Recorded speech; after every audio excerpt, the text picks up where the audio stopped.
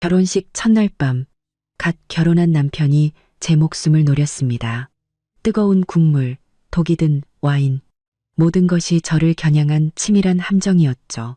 하지만 그날 밤, 저는 살아남았습니다. 그리고 이것은 제 모든 것을 빼앗으려 했던 이들에게 복수하고 진실을 되찾는 한 여자의 이야기입니다. 사모님, 뜨거우니 조심하세요. 저는 국그릇을 건네는 가사도우미 최 여사님을 쳐다봤습니다. 그녀의 눈가주름에는 무언가 불안한 기색이 숨겨져 있었습니다. 뜨거운 닭곰탕은 조명 아래 황금빛 기름을 띠며 구수한 냄새를 풍겼지만 이상하게도 저는 입맛이 전혀 없었습니다. 고맙습니다. 그냥 저기 두세요. 저는 미소를 지으며 말했지만 눈은 저도 모르게 화장실 문 쪽을 향했습니다. 제 남편 박지우는 화장을 고치겠다며 들어간 지 벌써 20분이 넘어가고 있었습니다.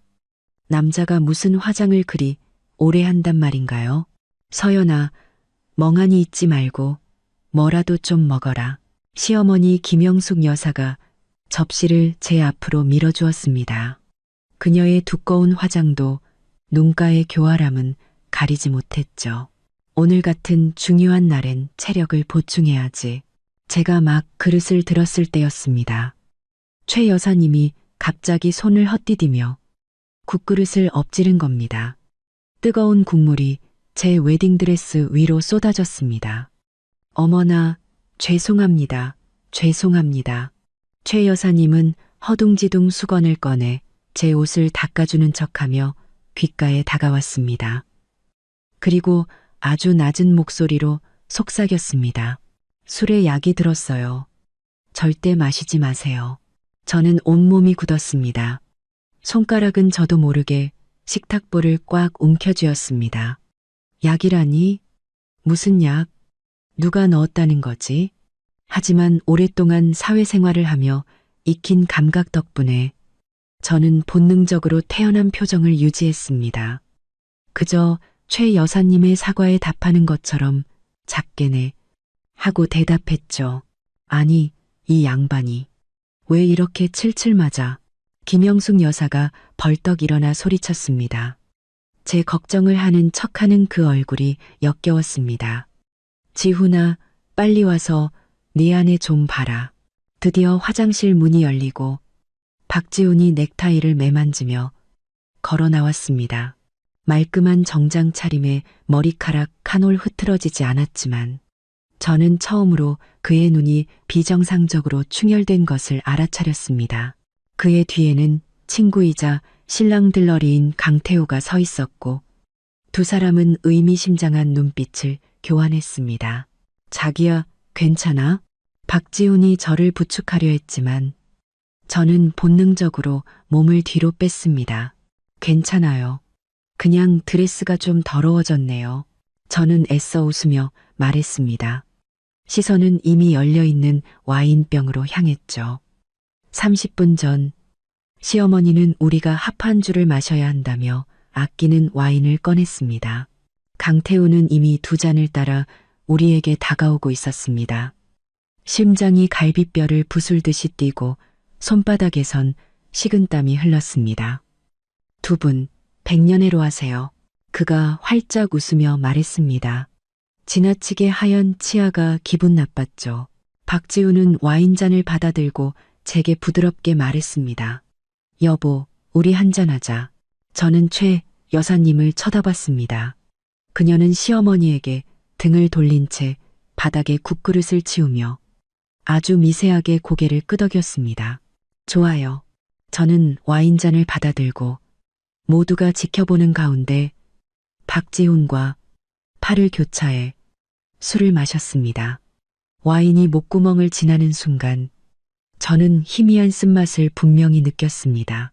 저는 일부러 술을 아주 천천히 마시며 대부분을 입안에 머금고 있다가 그들이 한눈 파는 사이 수건으로 입을 닦는 척하며 뱉어냈습니다. 하지만 진짜처럼 보이기 위해 약간은 삼킬 수밖에 없었죠. 곧 머리가 어지럽고 눈앞이 흐려지기 시작했습니다. 이게 심리적인 효과인지 아니면 정말 약효가 나타나는 건지 알 수 없었죠. 나 좀 어지러워요. 제가 비틀거리며 일어서자 박지훈이 재빨리 저를 부축했습니다. 아이고, 너무 피곤했나 보구나. 시어머니의 목소리가 갑자기 멀게 들렸습니다. 지훈아, 어서 서연이 데려가서 좀 쉬게 해라. 시야가 흐려지고 다리는 납덩이처럼 무거워졌습니다. 박지훈이 저를 번쩍 안아들었을 때 저는 마지막 남은 정신력을 쥐어짜 완전히 의식을 잃은 것처럼 보이기 위해 온 힘을 다했습니다. 엄마, 얘 기절했어요. 박지훈의 목소리에는 걱정이라고는 조금도 없었습니다. 오직 감출 수 없는 흥분만이 가득했죠. 내가 차 가지고 올게. 당신은 얘 좀 보고 있어. 서두르지 마. 약효가 완전히 돌 때까지 기다려야지. 김영숙 여사는 무서울 정도로 침착했습니다. 태우야, 넌 문 앞에서 망 좀 보고 있어. 거친 손이 제 눈꺼풀을 들어 올리는 것이 느껴졌습니다. 눈부신 빛에 본능적으로 눈을 감을 뻔했지만 다행히 약 기운 덕분에 반응이 둔해져 들키지 않았습니다. 아직 의식이 있나? 동공이 풀렸네. 문제 없어. 김영숙 여사가 만족스럽게 말했습니다. 지훈아, 차 준비해. 30분 뒤에 지하 주차장에서 보자. 자연스럽게 행동하는 거 잊지 말고. 알았어요, 엄마. 박지훈이 갑자기 웃었습니다. 그 웃음소리에 저는 소름이 돋았습니다. 드디어 이 짐 덩어리를 치우게 되는군. 이서연네 늙은이도 자기 딸이 결혼 첫날 밤에 사라질 줄은 꿈에도 모르겠지. 저는 터져 나오려는 비명을 간신히 참았습니다. 실종이라니. 저들은 저에게 무슨 짓을 하려는 걸까요? 그리고 아버지는 대체 뭘 알고 계셨던 걸까요? 수많은 질문이 머릿속에서 터져 나왔지만 저는 기절한 척 계속 누워 있어야 했습니다. 그렇지 않으면 끔찍한 일을 당할 게 분명했으니까요. 발소리가 점점 멀어지고 방 안에는 저 혼자 남은 것 같았습니다. 저는 조심스럽게 눈을 살짝 떴습니다. 아무도 없는 것을 확인하고 막 몸을 일으키려는데 문 손잡이가 돌아가는 소리가 들렸습니다. 저는 재빨리 다시 눈을 감았습니다. 사모님, 사모님, 최 여사님의 목소리였습니다. 평소보다 훨씬 다급했죠. 그 사람들 갔어요. 어서 일어나셔야 해요. 저는 벌떡 눈을 떴습니다. 최 여사님의 초조한 얼굴이 보였죠. 아주머니, 이게 대체 설명할 시간이 없어요. 그녀는 저를 잡아 일으켰습니다. 힘이 어찌나 센지 깜짝 놀랐습니다. 그 사람들이 사모님을 외곽으로 데려가 사고로 위장할 계획이에요. 남편분이 돌아오기 전에 여기서 나가야 해요. 저는 온몸에 힘이 풀렸습니다. 약 기운이 아직 남아 있었죠. 하지만 살아야 한다는 본능에 이를 악물고 버텼습니다. 최 여사님은 재빨리 옷장에서 평상복과 낮은 굽의 신발을 꺼냈습니다. 이걸로 갈아입으세요. 비상계단으로 나갈 겁니다. 강태우 씨가 정문에서 망을 보고 있지만 그 친구 게을러서 비상계단 쪽은 신경 안 쓸 거예요. 저는 허둥지둥 웨딩드레스를 벗고 옷을 갈아입었습니다. 약 때문에 손가락이 말을 듣지 않아 단추를 제대로 채울 수 없었죠. 최 여사님은 제 옷을 입혀주고 젖은 수건으로 얼굴을 닦아주었습니다. 정신 차려요. 아가씨. 그녀는 제 뺨을 가볍게 치며 말했습니다. 회장님께서 아가씨를 지켜달라고 저를 보내셨어요. 절대 다치게 할 수 없어요. 아버지께서요? 저는 눈을 크게 떴습니다. 아버지가 박지훈의 짓을 알고 계셨다는 말인가요? 박서방네 모자에게 문제가 있다는 건 아셨지만 정확히 뭔지는 모르셨어요. 최 여사님은 저를 이끌고 문 쪽으로 이동하며 빠르게 말했습니다. 그래서 제가 이 집 가사 도우미로 들어오게 된 겁니다. 저희가 박지훈 씨를 감시한 지 벌써 3달째예요. 머리가 윙윙 울렸습니다. 약 기운 때문이기도 했지만 갑작스러운 정보량에 정신을 차릴 수 없었죠. 이리마하게 회장인 제 아버지가 제 남편을 처음부터 의심하고 계셨다니. 최 여사님은 조심스럽게 문을 열었습니다. 복도는 텅 비어 있었죠. 그녀는 저에게 따라오라는 손짓을 했습니다.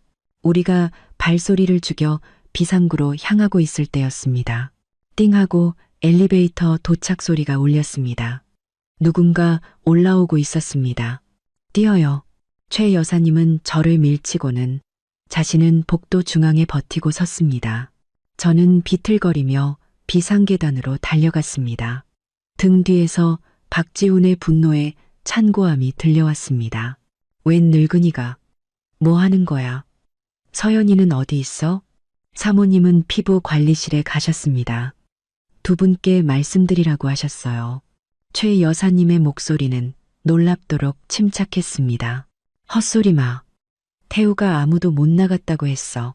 저는 더 이상 듣지 않고 비상계단 문을 밀치고 아래로 내달렸습니다. 10층 높이였습니다.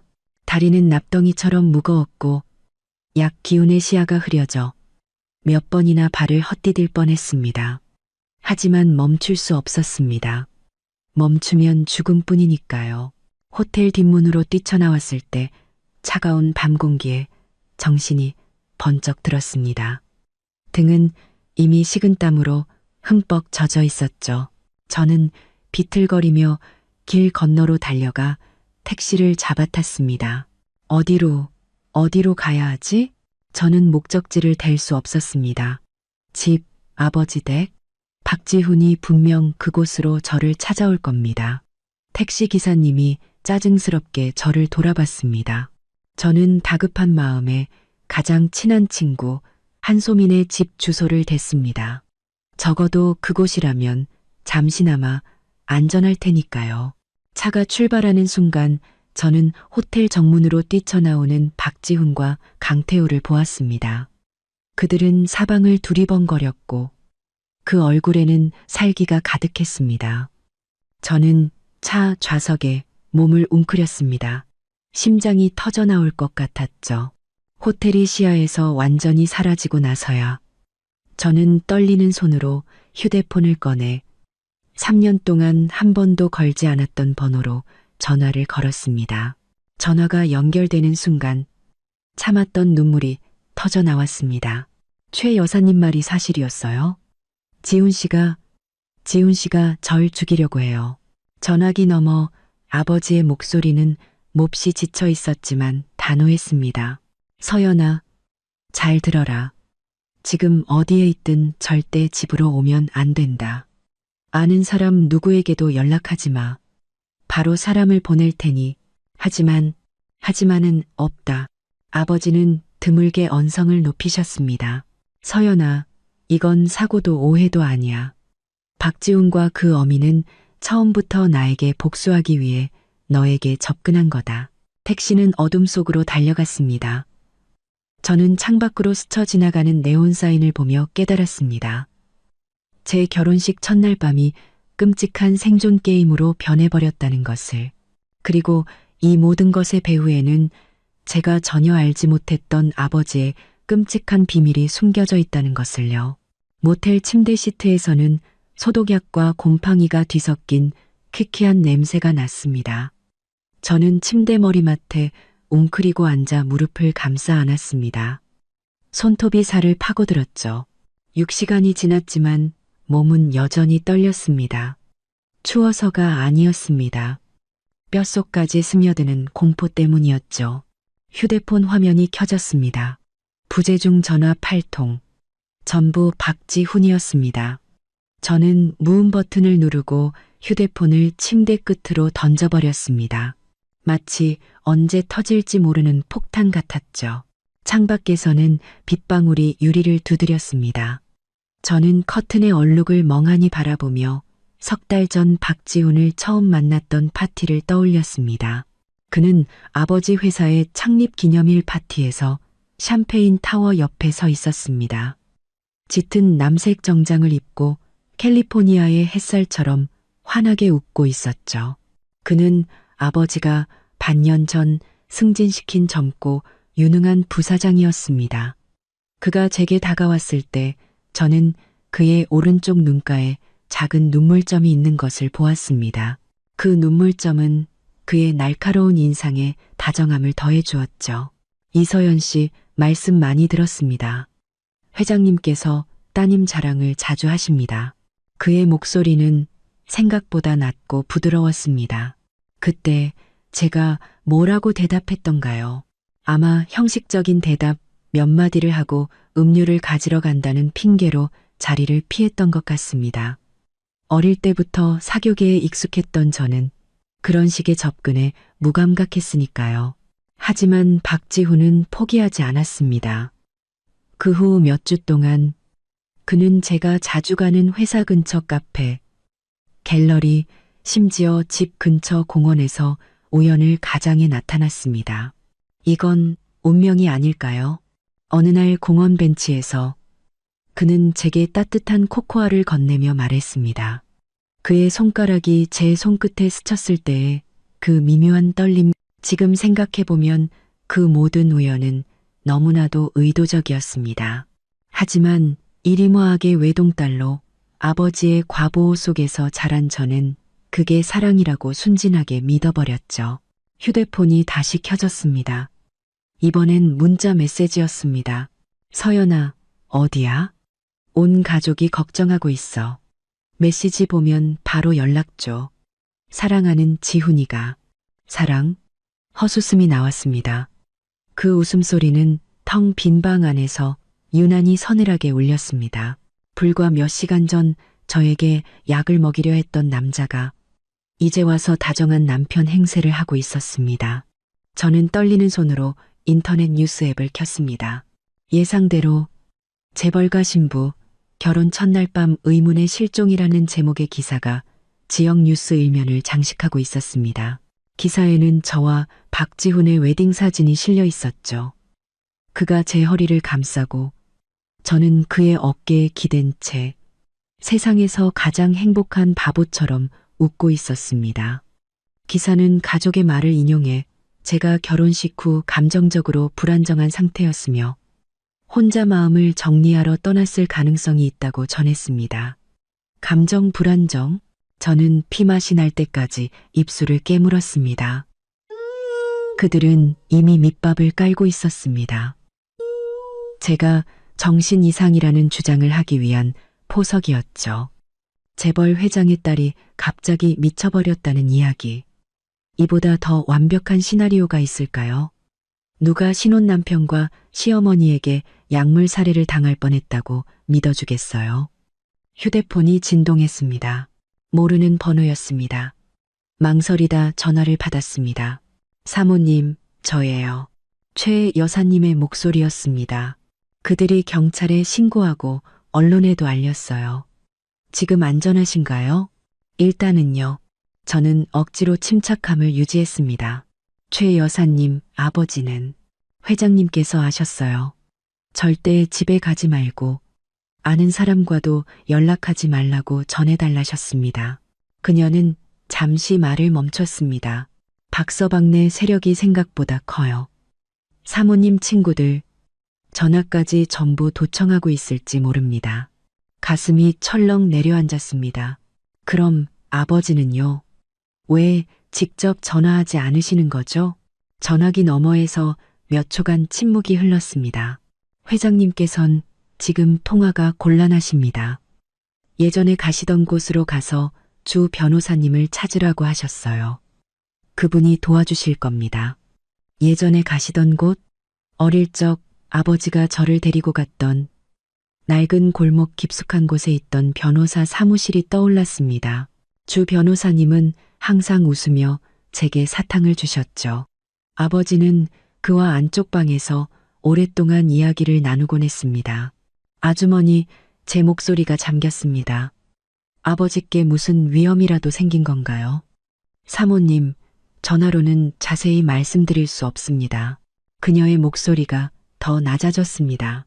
기억하세요. 아무도 믿지 마세요. 심지어 전화가 갑자기 끊겼습니다. 저는 휴대폰을 멍하니 바라봤습니다. 심장이 세차게 뛰었죠. 심지어 누구? 그녀는 대체 무슨 말을 하려던 걸까요? 창밖의 비는 더욱 거세졌습니다. 저는 문득 생각나 다른 번호로 전화를 걸었습니다. 제 가장 친한 친구 한소민이었습니다. 우리는 대학 시절 룸메이트였고 박지훈에 대한 사소한 의심까지 모든 비밀을 나눈 유일한 사람이었죠. 여보세요? 소민이의 잠결 섞인 목소리가 들렸습니다. 소민아, 나야. 저는 목소리를 낮췄습니다. 나, 큰일 났어. 네 도움이 필요해. 전화기 너머가 갑자기 조용해졌습니다. 그리고 부스럭거리는 소리가 들렸죠. 그녀가 침대에서 일어나는 소리 같았습니다. 서연아, 세상에, 너 어디야? 박지훈 씨가 너 찾느라 거의 미쳐가고 있어. 나한테만 10번은 전화했어.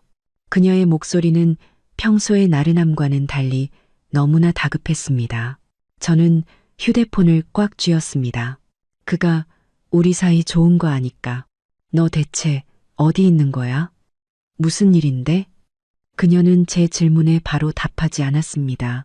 지훈 씨 말로는 네가 결혼식 후에 감정이 격해져서 혼자 뛰쳐나갔다던데. 거짓말이야. 저는 그녀의 말을 끊었습니다. 소민아, 그 사람이 나한테 약을 먹였어. 날 죽이려고 했다고. 또다시 기이한 침묵이 흘렀습니다. 너무 길어서 비정상적일 정도였죠. 서연아, 드디어 그녀가 입을 열었습니다. 하지만 목소리가 이상하게 변해 있었습니다. 너 확실해? 혹시 오해한 거 아냐? 결혼 준비 때문에 스트레스 받아서 내가 직접 보고 들었어. 저는 순간 언성을 높였다가 다시 목소리를 낮췄습니다. 소민아, 넌 내 제일 친한 친구잖아. 날 믿어야 해. 박지훈이랑 그 엄마가 계획적으로 오늘 밤 날 죽이려고 했어. 난 당연히 널 믿지. 하지만 그녀의 말투에 섞인 망설임이 칼날처럼 제 가슴을 찔렀습니다. 다만 너무 갑작스러워서 그래. 지훈 씨가 너한테 얼마나 잘해줬는데 이제 막 결혼했잖아. 심장이 차갑게 가라앉았습니다. 소민이의 반응이 이상했습니다. 평소 같았으면 당장 칼이라도 들고 저를 구하러 오겠다며 욕을 퍼부었을 텐데 박지훈을 변호하고 있다니요. 소민아, 저는 천천히 말했습니다. 너 혹시 뭐 하는 거 있어? 뭐? 아니, 당연히 아니지. 그녀는 너무 빨리 부정했습니다. 난 그냥 네가 걱정돼서 그래, 서연아. 너 지금 어디야? 내가 갈게. 우리 만나서 얘기하자. 저는 무의식적으로 침대 시트를 뜯었습니다. 머릿속에서 경고음이 울렸죠. 소민이는 제게 거짓말을 한 적이 없었습니다. 지금까지는요. 저는 말을 멈췄습니다. 끔찍한 직감이 저를 덮쳤습니다. 됐다. 전화로는 말하기 힘드네. 내일 다시 연락할게. 잠깐, 서연아. 그녀가 다급하게 외쳤습니다. 적어도 안전한지, 돈은 필요한지 알려줘. 저는 전화를 끊고 바로 휴대폰 전원을 껐습니다. 손이 너무 떨려 휴대폰을 놓칠 뻔했죠. 소민이는 뭘 알고 있는 걸까요? 아니면 더 끔찍하게도 이 일에 가담한 걸까요? 그 생각에 속이 뒤집히며 헛구역질이 나왔습니다. 제 가장 친한 친구가 저를 죽이려던 남편과 한패라니. 왜, 대체 무엇을 위해서? 침대 옆 탁상시계는 새벽 38분을 가리키고 있었습니다. 저는 완전히 지쳤지만 잠은 오지 않았습니다. 눈만 감으면 박지훈과 강태우가 나누던 눈빛, 그리고 소민이의 부자연스러운 침묵이 떠올랐습니다. 진실을 알아내야 했습니다. 저는 다시 휴대폰을 켰습니다. 그리고 클라우드 계정에 로그인했죠. 결혼 전 박지훈의 휴대폰에 백업 설정을 해둔 적이 있었습니다. 당시에는 그냥 우리 사진첩을 동기화하려던 거였는데 그 기능을 끄지 않고 뒀던 게 생각났습니다. 사진첩에는 별다른 게 없었습니다. 대부분 우리 사진과 그의 업무 파일이었죠. 저는 최근 삭제된 항목을 눌렀습니다. 심장이 멎는 것 같았습니다. 수십 장의 사진, 전부 소민이와 박지훈이 함께 찍은 사진이었습니다. 반년 전부터 지난주까지 레스토랑에서, 호텔에서, 그리고 마지막 몇 장은 침대 위에서 찍은 것이었습니다. 저는 마지막 사진을 뚫어지게 쳐다봤습니다. 소민이가 제 잠옷을 입고 박지훈의 품에 안겨 있었습니다. 침대 협탁에는 제가 그에게 생일 선물로 준 베네치아 유리 꽃병이 놓여 있었죠. 사진 날짜는 2주 전 제가 서울 출장을 갔던 3일 동안이었습니다. 눈물이 시야를 가렸습니다. 하지만 저는 더 끔찍한 것을 보고 말았습니다. 사진 한쪽 구석, 반쯤 열린 협탁 서랍 안에서 권총의 윤곽이 보였습니다. 숨이 가빠지며 거의 질식할 것 같았습니다. 이건 단순한 불륜이 아니었습니다. 치밀하게 계획된 음모였죠. 소민이와 박지훈, 둘은 언제부터 만난 걸까요? 그들이 원하는 건 뭘까요? 제 돈, 아버지의 회사. 저는 떨리는 손으로 계속 파일을 뒤졌습니다. 그리고 메모장에서 암호가 걸린 파일을 하나 발견했습니다. 암호가 뭘까? 박지훈의 생일, 휴대폰 뒷번호를 시도했지만 모두 틀렸습니다. 마지막으로 저는 소민이의 생일을 입력했습니다. 폴더가 열렸습니다. 안에는 스캔된 문서 하나가 있었습니다. 확대해서 본 순간 저는 얼음장처럼 차가워졌습니다. 아버지의 유언장 사본이었습니다. 일임화학 지분 60%와 주요 자산은 제 소유로 하고 일부 부동산과 현금만 다른 친척에게 남긴다는 내용이었습니다. 아버지의 서명과 인장까지 찍혀 있었죠. 날짜는 3달 전이었습니다. 하지만 가장 소름 끼치는 것은 문서 가장자리에 손으로 쓴 메모였습니다. 이서연이 사고로 사망할 경우 모든 자산은 배우자 박지훈이 자녀가만 25세가 될 때까지 대리 관리한다. 이건 아버지의 글씨가 아니었습니다. 위조된 것이었죠. 더 정확히는 가짜 유언장의 초안이었습니다. 휴대폰이 갑자기 진동했습니다. 모르는 번호였습니다. 망설이다 전화를 받았습니다. 서연아, 아버지의 목소리였습니다. 하지만 너무 세약해서 알아듣기 힘들 정도였죠. 너 어디니? 안전해. 아빠. 저는 울음소리가 새어나가지 않도록 입을 막았습니다. 전 괜찮아요. 작은 모텔에 있어요. 지훈 씨가 내 말 들어라. 아버지가 제 말을 끊었습니다. 목소리가 다급했죠. 집으로 오지 마라. 아무도 믿지 마. 특히 한소민이랑 박서방네 사람들.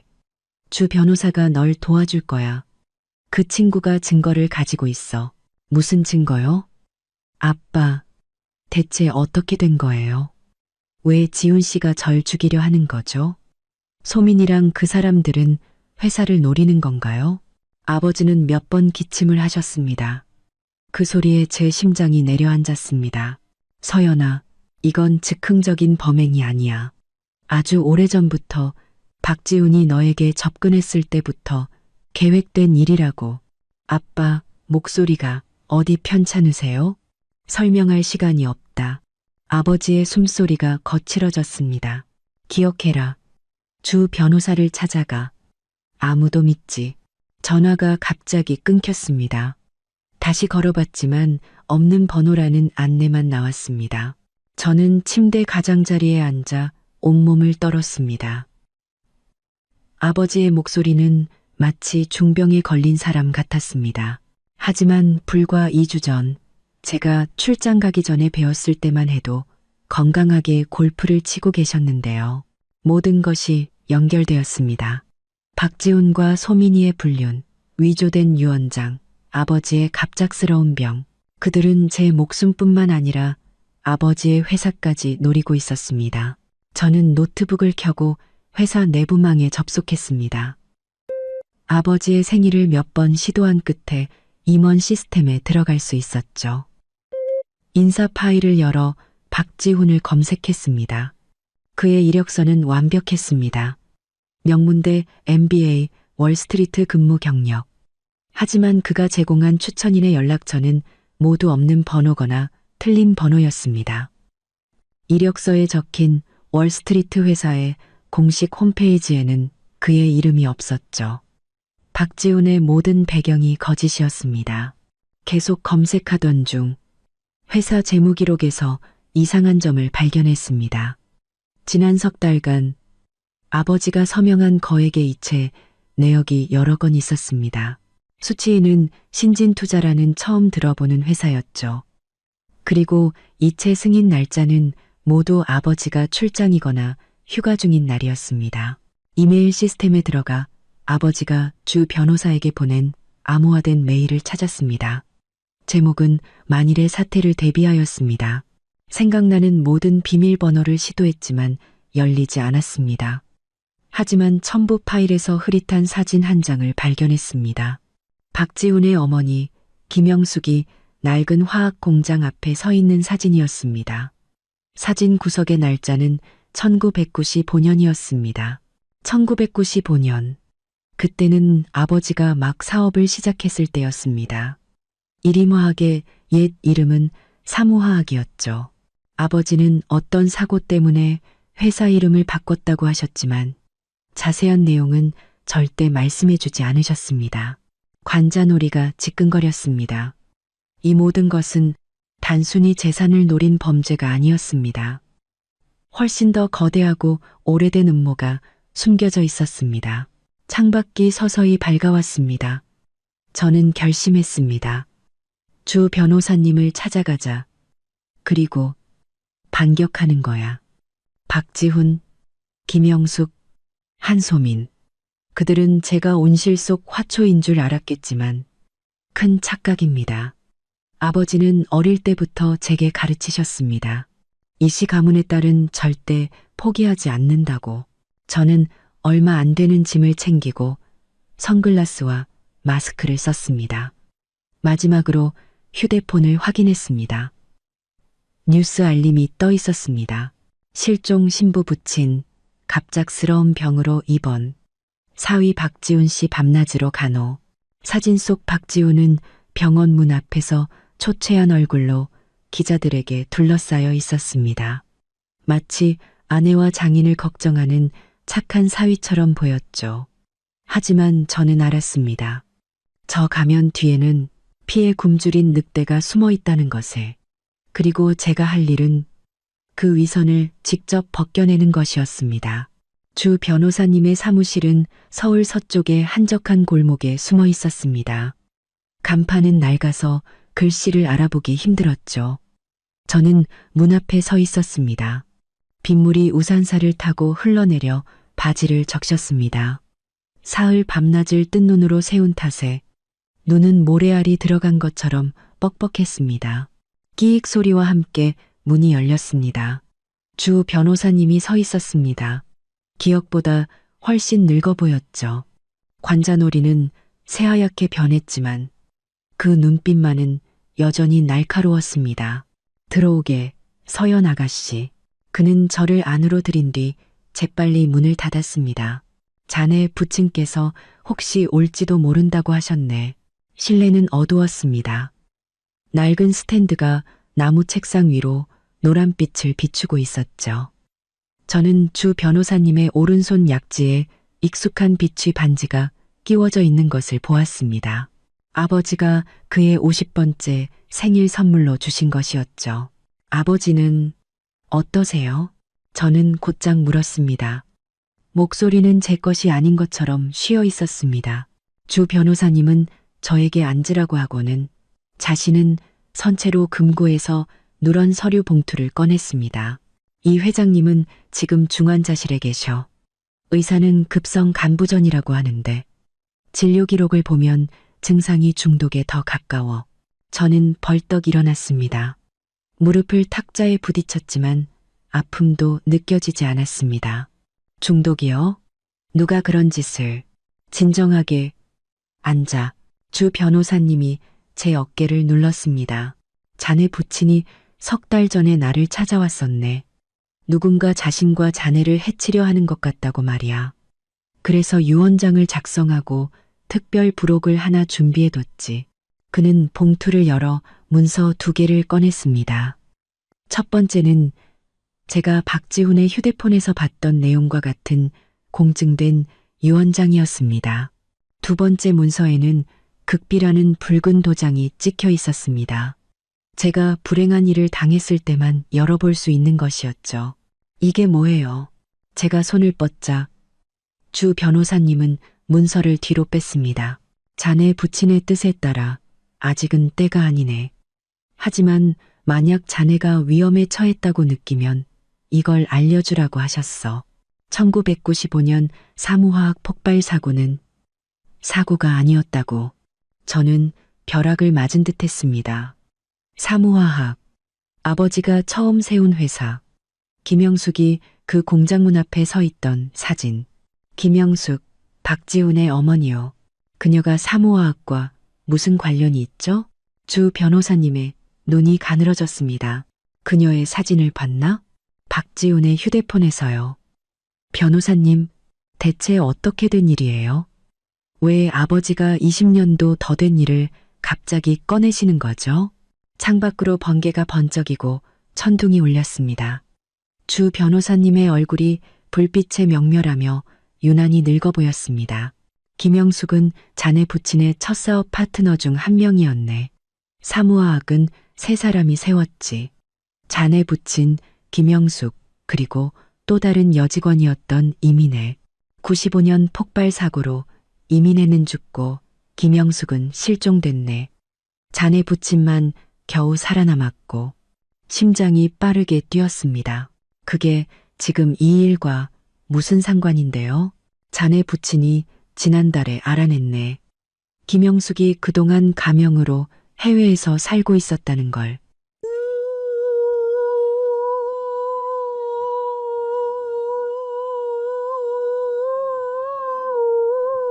자네 부친이 지난달에 알아냈네.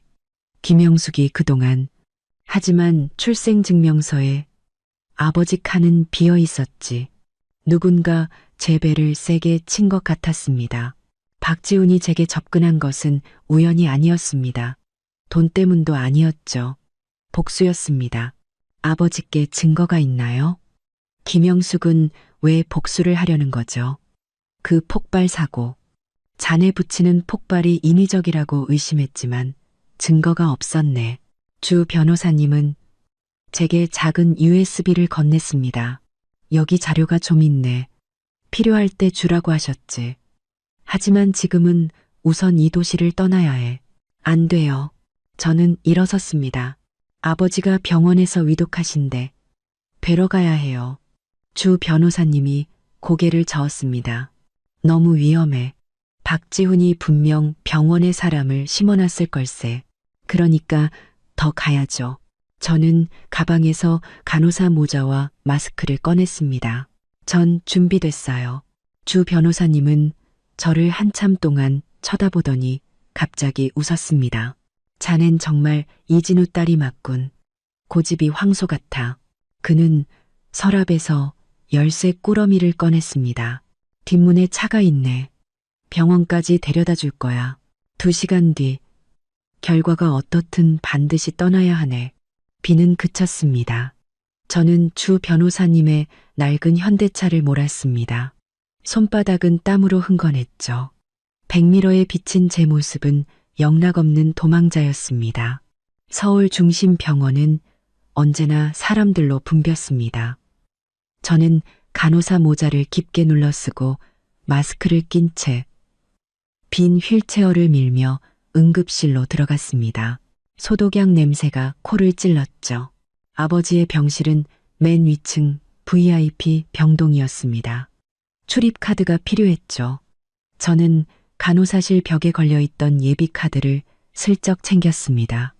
심장이 터질 것 같았죠. 엘리베이터가 올라가는 30초 동안 저는 아버지의 마지막 건강한 모습을 떠올렸습니다. 골프장에서 홀인원을 하고 아이처럼 웃으시던 모습, 건강검진 결과 의사는 아버지의 간이 젊은이보다 더 건강하다고 했었는데요. 엘리베이터 문이 띵 소리와 함께 열렸습니다. 복도 끝에서 남자 두 명이 이야기를 나누고 있었습니다. 한 명은 경비원 복장이었고 다른 한 명은 강태우였습니다. 그는 벽에 기댄 채 휴대폰을 만지작거리며 주위를 살폈습니다. 저는 즉시 몸을 돌려 휠체어 담요를 정리하는 척하며 곁눈질로 VIP 병동을 살폈습니다. 불이 켜진 병실은 하나뿐이었고 문 앞에는 이진우라는 이름표가 걸려 있었습니다. 강태우가 저곳을 지키고 있었습니다. 정면 돌파는 불가능했죠. 여자 화장실은 복도 중간에 있었습니다. 저는 안으로 들어가 문을 잠그고 창밖을 내다봤습니다. 운 좋게도 외벽에는 수리용 발판이 아버지 병실 창문까지 이어져 있었습니다. 5분 후 저는 거미처럼 18층 외벽에 매달려 있었습니다. 손가락으로 시멘트 틈새를 꽉 잡고 아래를 내려다볼 엄두도 내지 못했죠. 바람에 몸이 흔들렸습니다. 아버지 병실 커튼은 틈이 살짝 벌어져 있었습니다. 저는 조심스럽게 그쪽으로 이동해 틈새로 안을 들여다봤습니다. 침대 위에 아버지는 거의 알아볼 수 없었습니다. 앙상하게 마른 몸, 밀랍처럼 노란 얼굴, 온몸에는 각종 튜브가 꽂혀 있었죠. 규칙적인 기계음만이 아버지가 아직 살아있다는 유일한 증거였습니다. 하지만 저를 더 경악하게 한 것은 침대 옆에 서 있는 사람이었습니다. 박지훈. 그는 창문을 등지고 서서 수액 펌프를 조작하고 있었습니다. 저는 그가 갈색 작은 병에서 투명한 액체를 뽑아 아버지의 수액에 주입하는 것을 똑똑히 보았습니다. 그는 아버지에게 독을 주입하고 있었습니다. 병원 안에서 너무나도 당당하게 박지훈은 일을 마친 뒤 휴대폰으로 아버지의 사진을 찍고 어딘가로 전화를 걸었습니다. 엄마, 한 번 더 났어. 의사 말로는 사흘 이상은 못 버틸 거래. 유언장 문제는 다 처리해뒀으니까 걱정 마. 서연이는 경찰이 찾고 있지만 멀리 못 갔을 거야. 저는 온몸을 떨며 거의 손을 놓칠 뻔했습니다. 저 짐승 같은 인간, 아버지를 죽이려는 것뿐만 아니라 저를 실종되거나 미친 사람으로 만들어 이씨 가문의 모든 것을 차지하려 하고 있었습니다. 박지훈이 나간 후 저는 위험을 무릅쓰고 창문을 열고 안으로 들어갔습니다. 아버지의 숨결은 거의 느껴지지 않았습니다. 하지만 제가 아버지의 손을 잡자 눈꺼풀이 미세하게 떨렸습니다. 아빠, 저예요. 저는 아버지 귓가에 속삭였습니다. 제가 구해드릴게요. 맹세해요.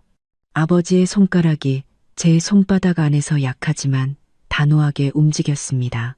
저는 재빨리 침대 옆 진료 기록을 휴대폰으로 찍었습니다. 기록에는 원인 불명의 다발성 장기부전으로 진단되어 있었지만 처방된 약 중 일부는 오히려 간과 신장에 부담을 주는 것들이었습니다. 이것이 박지훈의 살인 방식이었습니다. 사진을 찍고 있는데 복도에서 발소리가 들려왔습니다. 저는 황급히 침대 밑으로 숨었습니다. 문이 열리고 잘 닫힌 구두가 침대 옆에 멈춰 섰습니다. 제 시야에서는 흰가운 자락만 보였습니다. 그런데 저건 의사의 구두가 아니었습니다. 박지훈이 즐겨 신던 이탈리아제 수제화였습니다. 회장님, 절 원망 마십시오. 당신이 과거에 저지른 일을 탓하세요. 제 어머니는 25년을 기다렸습니다. 드디어 오늘을 위해서. 박지훈의 목소리는 얼음장처럼 차가웠습니다. 침대 위에 아버지가 갑자기 격렬하게 기침을 했고 감시장치에서 날카로운 경고음이 울렸습니다. 박지훈은 한 걸음 물러나 호출배를 눌렀습니다. 그의 얼굴에는 미소가 걸려 있었죠. 의사 선생님이 곧 오실 겁니다. 조금만 더 버티세요. 그는 아버지 귓가에 무언가 속삭였습니다. 내용은 들리지 않았지만 아버지의 몸이 경련을 일으키며 심박수가 치솟았습니다. 의료진이 달려 들어왔을 때 저는 그 틈을 타 침대 밑에서 커튼 뒤로 몸을 숨겼고 혼란스러운 틈을 타 병실을 빠져나왔습니다. 얼굴은 눈물로 범벅이 되었지만 마음속에서는 불길이 타올랐습니다. 박지훈의 말은 이 모든 것이 오래전부터 계획된 복수라는 것을 증명했습니다. 병원 밖은 이미 어두워져 있었습니다. 저는 차 안에서 찍어온 진료 기록을 넘겨봤습니다. 아버지의 주치의 이름은 마원태. 박지훈이 아버지께 소개해준 대학 동창이었습니다. 그들은 한패였던 겁니다. 저는 차에 시동을 걸었습니다. 그리고 한 곳으로 향했죠. 아버지의 옛집. 아버지가 재혼한 후로는 거의 가지 않았지만 지금으로서는 유일하게 단서를 찾을 수 있는 곳이었습니다. 옛집은 서울 동쪽의 고급 주택가에 있었습니다. 경비원은 저를 알아보고 바로 문을 열어주었죠. 집안은 캄캄했습니다. 새어머니는 해외여행 중이라고 했습니다. 참 공교로운 타이밍이었죠. 저는 지문으로 문을 열었습니다. 아버지는 제 지문을 삭제하지 않으셨더군요. 어둠 속에서 더듬거리며 불을 켰습니다. 모든 것이 그대로였지만 얇은 먼지가 내려앉아 있었습니다. 저는 곧장 아버지의 서재로 가 그림 뒤에 숨겨진 벽금고를 찾아냈습니다. 비밀번호가 뭘까? 아버지 생신, 제 생일, 회사 창립 기념일 모두 아니었습니다. 마지막으로 저는 1995를 입력했습니다. 금고가 열렸습니다. 안에는 누렇게 변한 사진 몇 장과 낡은 신문 스크랩 그리고 노트 한 권이 있었습니다. 사진에는 젊은 시절의 아버지와 두 여자가 화학 공장 문 앞에 서 있었습니다. 한 명은 김영숙이었고 다른 한 명은 저는 숨을 멈췄습니다. 작업복을 입고 머리를 묶은 그 여자는 저와 70%는 닮아 있었습니다. 신문 스크랩은 모두 사무화학 폭발 사고에 대한 기사였습니다. 화학물질 누출로 폭발, 여직원 일명 사망, 회사 측, 조작 실수 주장, 유가족, 안전관리 부실 의혹 제기. 맨 아래 기사는 폭발 일주일 뒤의 것이었습니다.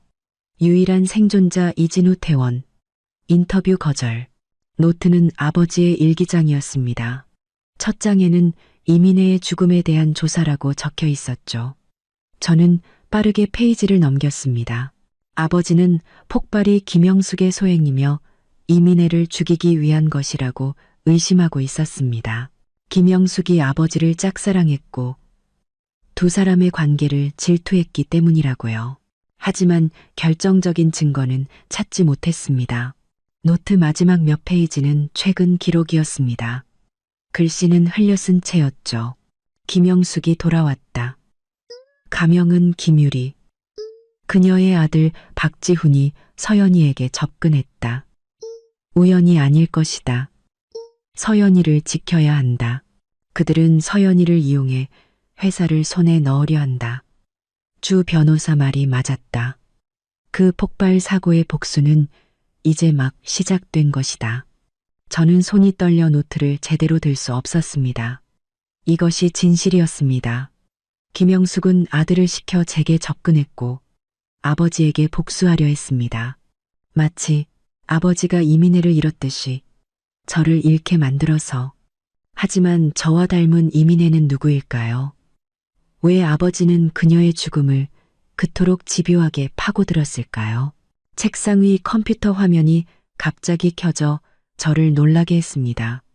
알고 보니 외부 감시 카메라와 연결된 것이었죠. 아버지는 집 주변에 몰래 카메라를 설치해 두셨던 겁니다. 저는 실시간 화면을 클릭했습니다. 그리고 피가 얼어붙었습니다. 박지훈의 차가 아파트 단지 정문으로 들어오고 있었습니다. 저는 재빨리 불을 끄고 모든 것을 금고에 다시 넣었습니다. 세 사람이 함께 찍은 사진과 최신 진료 기록만 챙겼죠. 뒷문은 아버지가 오래전에 개조해 안에서는 경보 없이 열 수 있었습니다. 제가 뒷문으로 빠져나왔을 때 현관문에서 열쇠 돌아가는 소리가 들렸습니다. 박지훈이 어떻게 열쇠를, 새어머니도 그들과 한패가 아니라면 불가능한 일이었습니다. 저는 정원 덤불 속에 10분간 웅크리고 있었습니다. 2층 서재에 불이 켜지고 커튼 너머로 박지훈이 무언가를 찾는 모습이 보였습니다. 그도 금고를 노리고 온 것이 분명했죠. 하지만 그는 원하는 것을 찾지 못할 겁니다. 단지를 빠져나와 24시간 카페에 앉았습니다. 새벽 1시 17분. 사흘 전 이 시간.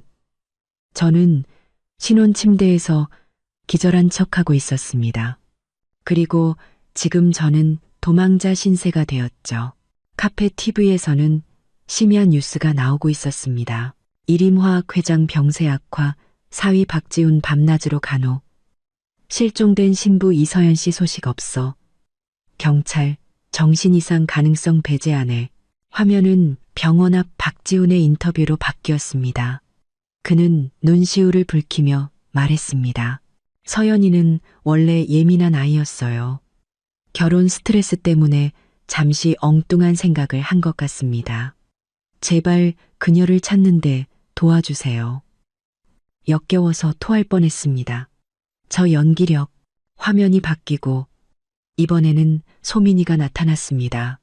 그녀는 박지훈의 팔짱을 낀 채 기자들에게 말했습니다.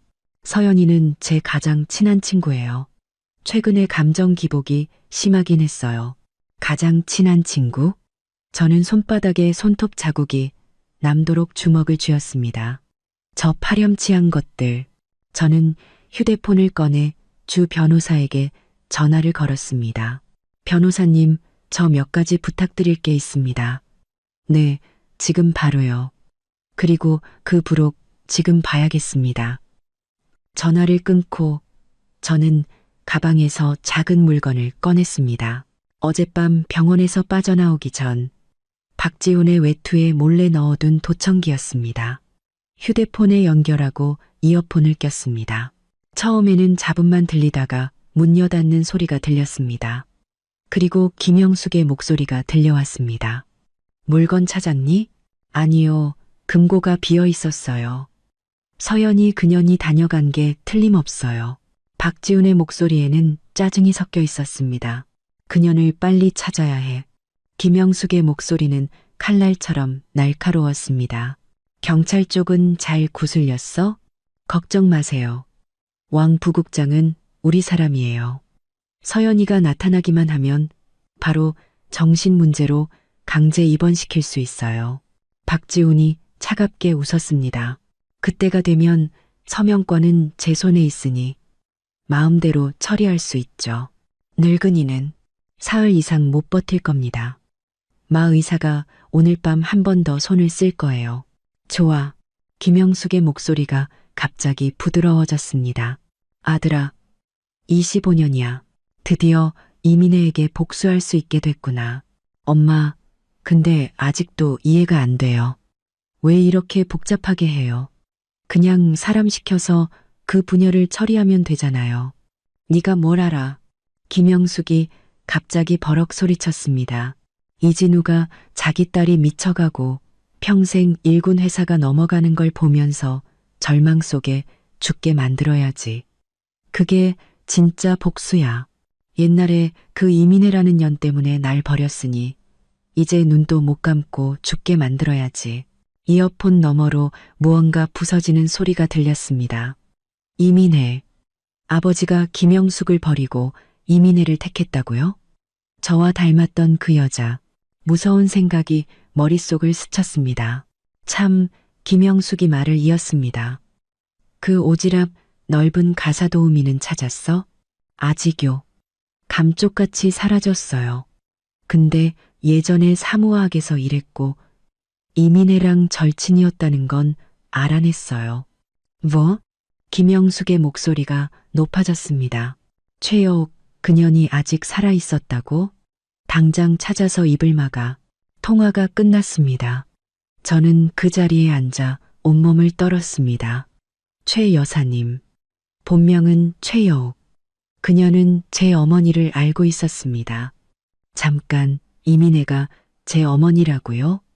하지만 아버지는 한 번도 말씀하신 적이 없었습니다. 제 어머니는 교통사고로 돌아가셨다고 하셨는데요. 머리가 터질 것 같았지만 한 가지는 분명했습니다. 박지훈 모자는 사흘 안에 아버지를 죽이고 저를 정신병원에 가두려 한다는 것. 차가워진 커피 잔 속 제 모습을 들여다봤습니다. 저는 깨달았습니다. 지금 이 순간부터 저는 더 이상 쫓기는 사냥감이 아니라는 것을. 사냥꾼이 될 시간이었습니다. 왕 부장님의 정비소는 도시 외곽의 폐공장 지대에 숨어 있었습니다. 녹슨 철제 건물은 아침 햇살에 어두운 붉은 빛을 띠고 있었죠. 저는 야구 모자를 깊게 눌러 쓰고 3번이나 주위를 확인한 뒤에야 왕카센터라고 쓰인 유리문을 밀고 들어갔습니다. 딸랑하는 소리와 함께 안쪽에서 익숙한 목소리가 들려왔습니다. 차는 저기 두고 열쇠 놓고 가요. 오후에 찾으러 와요. 부장님, 저예요. 저는 선글라스를 벗으며 목소리를 낮췄습니다. 쾅하는 소리와 함께 왕 부장님이 안에서 뛰쳐나왔습니다. 작업복은 기름때로 얼룩져 있었고 그의 얼굴은 순간 하얗게 질렸습니다. 아가씨, 그는 제 팔을 잡아 끌고 안으로 들어갔습니다. 목숨이 아깝지 않아요? 온 시내 경찰이 아가씨를 찾고 있는데 안쪽 방은 생각보다 깔끔했습니다. 야전 침대와 작은 냉장고, 그리고 벽에는 각종 자동차 부품 해부도가 걸려 있었죠. 하지만 가장 눈에 띄는 것은 중앙에 걸린 확대된 사진이었습니다. 젊은 시절에 왕 부장님과 아버지가 막 완공된 일임화학 공장 앞에서 아이처럼 환하게 웃고 있는 사진이었습니다. 아버지는 부장님을 믿으셨어요. 저는 왕 부장님의 눈을 똑바로 쳐다봤습니다. 그래서 저도 믿어요. 왕 부장님은 마른 침을 삼키고는 냉장고에서 맥주 2캔을 꺼내 제게 1캔을 건넸습니다. 제가 고개를 젓자 그는 2캔을 모두 따서 벌컥벌컥 마셨습니다. 회장님은 어떠셔? 그가 손등으로 입을 닦으며 물었습니다. 박지훈이 독을 쓰고 있어요. 제가 단도직입적으로 말했습니다. 부장님, 최근 회사에 무슨 일이 있었는지 알아야겠어요. 왕 부장님의 눈빛이 날카로워졌습니다. 그 자식 문제 있을 줄 알았어. 반년 전에 회장님이 갑자기 그놈을 부사장으로 앉혔을 때부터 이상했다고. 이력서는 번지르르한데 화학 쪽은 아는 게 하나도 없는 놈이었어. 아버지는 왜 그를 승진시키신 거죠? 아가씨가 좋아하는 사람이라 특별히 키워야 한다고 했지. 웃기는 소리, 나중에 회장님이 나한테 그러셨어. 그놈이 아가씨 안전을 걸고 협박했다고. 가슴을 망치로 맞은 듯 했습니다. 박지훈은 처음부터 저를 이용해 아버지를 위협하고 있었던 겁니다. 최근 회사 재무에 이상한 점은 없었나요? 너무 많았지. 왕 부장님은 침대 밑에서 낡은 여행 가방을 꺼냈습니다. 안에는 서류가 가득했죠. 그놈이 오자마자 재무팀을 자기 사람들로 싹 바꿨어. 특히 마 팀장이라는 놈하고는 맨날 사무실에 틀어박혀서 나오질 않았지. 마 팀장? 병원에서 아버지에게 독을 주입하던 마 의사도 성이 마 씨였는데 우연일까요? 지난달에는 갑자기 유령 회사 몇 군데에 거액을 송금했어. 전략적 투자라면서. 회장님이 그걸 알고 불같이 화를 내셨는데 바로 다음 날 쓰러지셨지. 저는 왕 부장님이 모아둔 서류를 넘겨봤습니다. 손이 떨렸죠. 송금 서류의 서명은 분명 아버지의 필체였지만 날짜는 모두 아버지가 출장이거나 휴가 중인 날이었습니다. 이걸로 박지훈이 아버지 서명을 위조했다는 걸 증명할 수 있을까요? 어렵지. 왕 부장님이 고개를 저었습니다. 하지만 이걸 봐. 3월 이사회 회의록이야. 모든 대외 투자를 중단하기로 결정했지. 근데 이 송금들은 전부 3월 이후에 이뤄졌어. 저는 재빨리 모든 서류를 휴대폰으로 찍었습니다. 부장님, 사무화학 기억하세요? 그의 표정이 순간 굳었습니다. 누가 그 얘기를 해요? 아버지 유언장에 1995년 폭발 사고가 아니었다고 적혀 있었어요. 사진에는 아버지와 김영숙 말고 이민혜라는 여직원도 있었고요. 그만 왕 부장님이 갑자기 소리쳤다가 다시 목소리를 낮췄습니다. 아가씨, 어떤 일은 모르는 게 약일 때도 있어요. 누군가 저와 아버지를 죽이려 하는데 모른 척 하라고요? 저는 그의 소매를 붙잡았습니다. 이민혜가 누구예요? 왜 김영숙이 그토록 그녀를 미워한 거죠? 왕 부장님의 시선이 벽의 사진으로 향했다가 다시 제 얼굴로 돌아왔습니다. 아가씨, 올해 몇 살이지? 25살이요. 왜요? 25. 그가 중얼거렸습니다. 시간이 딱 맞네. 뭐가요?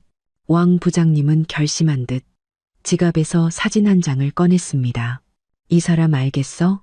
사진 속에는 20대 초반의 여자가 화학 공장 문 앞에 서 있었습니다. 머리를 묶고 작업복을 입은 채 햇살처럼 환하게 웃고 있었죠. 저는 온몸에 피가 멎는 것 같았습니다. 그 눈매, 그 입꼬리, 젊은 시절의 저와 똑같았습니다. 똑같았습니다. 이민혜, 자네 어머니야. 왕 부장님의 목소리가 깃털처럼 가볍게 내려앉았습니다. 귀가 멍해졌습니다. 말도 안 돼요. 아버지는 어머니가 교통사고로 돌아가셨다고. 그건 아가씨를 지키기 위한 거짓말이었어. 왕 부장님이 한숨을 쉬었습니다. 이민혜는 사무화학 폭발 사고로 죽은 게 맞아. 하지만 회장님은 김영숙 짓이라고 의심했지. 그때 그 세 사람 관계가 좀 복잡했거든. 저는 다리에 힘이 풀려 벽에 기댔습니다. 25년 동안 아버지는 제게 진실을 말해주지 않으셨습니다. 사진 속 저와 똑같이 생긴 그 여자가 제 친어머니였다니. 김영숙이 아버지를 좋아해서 이민혜를 죽였다고요. 그것뿐만이 아니야. 김영숙이 임신을 했었어. 회장님 아이라면서. 하지만 회장님은 이민혜를 선택했지. 왜냐하면 이민혜도 임신 중이었거든. 바로 아가씨를. 숨이 멎을 것 같았습니다. 그럼 박지훈은 김영숙의 아들이지만 아버지는 그의 친부가 아니라는 거네요. 박지훈은 이 사실을 알까요? 확실하진 않지만 김영숙이 뭔가 말했겠지. 그렇지 않고서야 그렇게까지 복수하려 들 리가 없어. 아가씨, 이 도시를 떠나 멀리, 아주 멀리. 저는 사진을 품에 넣고 고개를 저었습니다. 도망치지 않을 거예요. 부장님, 부탁 하나만 들어주세요. 마 팀장과 병원의 마 의사가 무슨 관계인지 알아봐 주세요. 정비소를 나섰을 때 눈부신 햇살에 눈을 뜰 수 없었습니다. 저는 지름길로 가기 위해 작은 골목으로 들어섰습니다. 그때 뒤에서 엔진 소리가 들려왔습니다. 돌아보니 번호판 없는 검은 세단이 저를 향해 돌진하고 있었습니다. 저는 본능적으로 길가로 몸을 날렸습니다. 차는 제 옷깃을 스치며 전봇대에 부딪혔습니다. 저는 일어나자마자 달렸습니다. 뒤에서 문 여닫는 소리와 발소리가 들려왔습니다. 거기서 저는 시장 안으로 뛰어들어가 사람들 사이에 몸을 숨겼습니다. 10분쯤 달린 후에야 추격자를 따돌리고 패스트푸드점 화장실에 주저앉았습니다. 온몸은 식은땀으로 젖어 있었죠. 휴대폰이 진동했습니다. 모르는 번호로 온 문자였습니다. 너무 많이 알면 다친다. 다음번엔 실수 안 해. 저는 문자를 삭제하고 번호만 저장했습니다. 패스트푸드점을 나섰을 때 하늘은 흐려져 있었습니다. 저는 마지막 장소로 가기로 결심했습니다. 최 여사님이 알려준 주소였습니다. 서울 북쪽의 낡은 아파트 단지. 엘리베이터 없는 6층 건물이었습니다. 5층에 올라섰을 때 다리가 후들거렸죠. 502호 문에는 색이 바랜 복주머니가 붙어 있었습니다. 초인종을 눌렀지만 답이 없었죠. 막 돌아서려는데 문이 살짝 열리고 주름진 눈이 저를 살폈습니다. 아주머니, 저예요. 문이 활짝 열리고 최 여사님이 저를 안으로 끌어들였습니다. 방은 좁았지만 깔끔했습니다. 벽에는 낡은 사진들이 가득 걸려 있었죠. 모두 사무화학 시절 사진이었습니다. 젊은 최 여사님과 이민혜, 제 어머니를 아셨군요. 이건 질문이 아니었습니다. 최 여사님은 뜨거운 찻주전자를 들고 있다가 손을 떨었습니다. 그녀는 제게 차를 따라주고 침대 협탁에서 낡은 철제 상자를 꺼냈습니다. 안에는 누렇게 변한 편지들이 가득했죠. 자네 어머니랑 나는 고향 친구였어. 같이 서울로 올라왔지. 천사처럼 착한 아이였어. 자네 부친하고 김영숙도 그 애를 좋아했지. 김영숙은 왜 엄마를 죽인 거죠? 질투 때문이야. 최 여사님의 눈에 분노가 어렸습니다. 그때는 회장님이 아니라 이 주임이었지. 이 주임이 이민혜를 사랑했지만 김영숙이 그를 짝사랑했어. 이민혜가 임신하자 김영숙은 미쳐버린 거야. 폭발은 어떻게 된 거예요? 그날은 원래 이민혜가 쉬는 날이었어. 김영숙이 근무를 바꾸고 반응로에 손을 썼지. 내가 그 여자가 안전밸브를 푸는 걸 봤어. 하지만 막을 새도 없이 폭발 후에 그 여자는 사라졌고 다들 죽은 줄 알았지. 그럼 아버지는요? 거의 반쯤 미쳐 계셨지. 하지만 자네를 위해 버티셨어. 자네를 시골 친척 집에 보내고 먼 친척 조카라고 하셨지. 김영숙에 대한 소문이 잠잠해지고 나서야 다시 데려오셨고 자네를 지키려고 진실을 절대 말하지 않으셨어. 자네 새어머니도 모르는 일이야. 저는 그제야 아버지가 왜 저를 과보호하셨는지, 왜 어머니 이야기를 꺼낼 때마다 눈빛이 흔들리셨는지 깨달았습니다. 역사가 반복될까봐 두려우셨던 겁니다. 아주머니는 왜 저희 집에 오신 거예요? 석 달 전 회장님이 나를 찾아오셨어. 김영숙을 봤다고, 아들까지 데리고 나타났다고, 복수하러 온 걸 직감하고 나한테 자네를 몰래 지켜달라고 부탁하셨지. 창밖으로 드디어 비가 내리기 시작했습니다. 저는 찻잔을 내려놓았습니다. 찻잔 밑에는 작은 글씨가 새겨져 있었죠. 사무화학 1994년 창립기념. 아주머니, 박지우는 지금 서류를 위조해서 회사 자금을 빼돌리고 아버지께 독을 쓰고 있어요. 막아야 해요. 그것뿐만이 아니야. 최 여사님은 신문 한 부를 꺼냈습니다. 일임화학, 경영권 승계 돌입. 사위 박지훈, 위기 속에서 경영 능력 입증. 사진 속 박지훈은 일임화학 건물 앞에서 말끔한 정장 차림으로 서 있었습니다. 그가 벌써 회사를 장악하기 시작했어요. 저는 믿을 수 없었습니다. 더 최악은 최 여사님은 신문 안쪽 면을 펼쳤습니다. 저는 피가 얼어붙었습니다. 사회면 구석의 작은 기사였습니다. 정신과 전문의, 실종 신부, 가족력, 정신질환, 가능성, 제기. 남편, 후견인 신청. 저 짐승 같은 놈. 저는 신문을 구겨버렸습니다. 진정해. 최 여사님은 제 손을 잡았습니다. 회장님께서 미리 준비해 두신 게 있어. 그녀는 서랍 깊숙한 곳에서 서류 봉투를 꺼냈습니다. 안에는 DNA 검사 결과지가 있었습니다. 저와 아버지는 혈연 관계가 아니라는 내용이었죠. 날짜는 석 달 전이었습니다. 회장님은 박지훈이 이걸로 공격해 올 줄 아셨던 거야. 그래서 미리 준비해 두셨지. 이 서류는 자네가 회장님 친딸이 아니라는 걸 증명해. 회사 정관상 혈연이 아닌 가족은 지분을 상속받을 수 없어. 머리가 윙윙 울렸습니다. 아버지는 제가 친딸이 아닌 걸 알면서도 유언장의 대부분의 재산을 제게 남기셨던 겁니다. 그리고 이거, 최 여사님은 휴대폰을 하나 더 건넸습니다. 안에는 번호가 하나만 저장되어 있었습니다. 회장님이 고용한 기자야. 박지훈을 전문적으로 조사하고 있지. 그 친구가 증거를 가지고 있을 거야. 저는 휴대폰을 열었습니다. 장성훈이라는 이름이 저장되어 있었습니다. 낯익은 이름이었습니다. 제 대학 동창이었죠. 아주머니, 이 사람을 만나야겠어요. 너무 위험해. 박지훈이 언론을 감시하고 있을 거야. 그러라고 하죠. 저는 차갑게 웃었습니다. 그가 절 미쳤다고 했으니 제가 진짜 미친 짓을 보여줄게요. 저는 제 휴대폰을 꺼내 소민이에게 전화를 걸었습니다.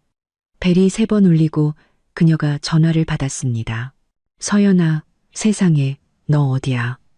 우리 다 걱정했어.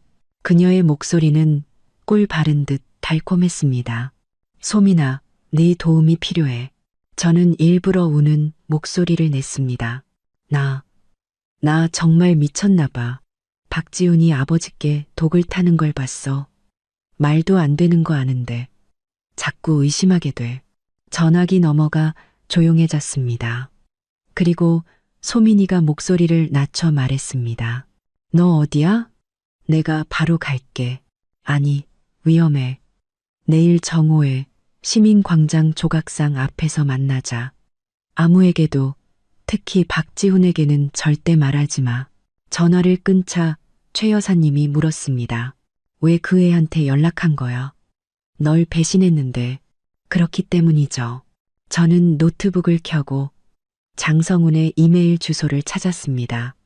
소민이는 분명 박지훈에게 알릴 거예요. 그럼 박지훈은 저를 잡으러 시민광장으로 오겠죠. 그런데도 가려고. 제가 가는 게 아니에요. 저는 장성훈에게 빠르게 이메일을 보냈습니다. 방송국 카메라가 대신 갈 겁니다. 이메일 전송 완료 알림이 떴습니다. 저는 의자에 기댔습니다. 박지훈이 언론 플레이를 원한다면 제가 진짜 미디어의 힘이 무엇인지 보여줄 참이었습니다. 창밖의 비는 더욱 거세졌습니다. 폭풍우는 이제 막 시작이었습니다. 방송국 분장실 조명이 눈을 시리게 했습니다. 화장사는 제게 3번이나 괜찮냐고 물었지만 저는 고개만 저었습니다. 거울 속에는 낯선 여자가 있었습니다. 창백한 얼굴은 파운데이션으로, 다크서클은 컨실러로 가렸습니다. 입술은 옅은 분홍색이었습니다. 5일 동안 도망다닌 범죄자가 아닌 평범한 신부처럼 보였죠. 이서연 씨, 5분 뒤에 시작합니다. 조연출이 문틈으로 말했습니다. 저는 심호흡을 하고 주머니 속 USB와 사진을 만졌습니다. 어젯밤 장성훈은 황금 시간대 생방송 토크쇼라고 했습니다. 박지훈도 분명 볼 겁니다. 저는 그가 자신의 음모가 산산조각 나는 것을 직접 보게 만들 참이었습니다. 준비됐어? 장성훈이 문을 열고 들어왔습니다. 대학 시절보다 말랐지만 그 눈빛은 여전히 매처럼 날카로웠죠. 준비됐어. 제가 일어서자 장성훈이 목소리를 낮췄습니다. 박지훈의 사람들이 방송국 근처에 깔렸어. 방송 끝나면 지하 주차장으로 바로 빠져나가야 해. 저는 고개를 끄덕이고 그를 따라 긴 복도를 걸었습니다. 스튜디오에 빨간 불이 켜지고 진행자의 목소리가 들려왔습니다. 오늘 저희는 최근 가장 큰 화제의 중심에 선 이리마학의 이서연 씨를 모셨습니다. 그녀가 신혼밤 실종 사건에 대해 처음으로 입을 엽니다. 문이 열리고 눈부신 조명이 쏟아졌습니다. 유명 진행자 양미리 씨 옆자리에 앉아 박수 소리가 터져 나왔습니다. 양미리 씨가 제 손을 잡았습니다.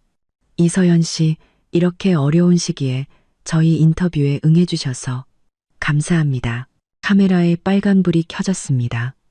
저는 수많은 시선이 저를 향하고 있다는 것을, 그중에는 박지훈의 살기 어린 눈도 있다는 것을 알았습니다. 먼저 신혼밤에 대체 무슨 일이 있었던 건가요? 왜 갑자기 사라지신 겁니까? 저는 렌즈 너머 박지훈의 얼굴을 상상하며 말했습니다. 제 남편이 제 술에 약을 타서 저를 죽이려고 했기 때문입니다. 방청석이 술렁였습니다. 양미리 씨의 얼굴에서 미소가 굳었죠. 그건 아주 심각한 주장입니다. 증거가 있습니까? 저는 USB를 스태프에게 건넸습니다.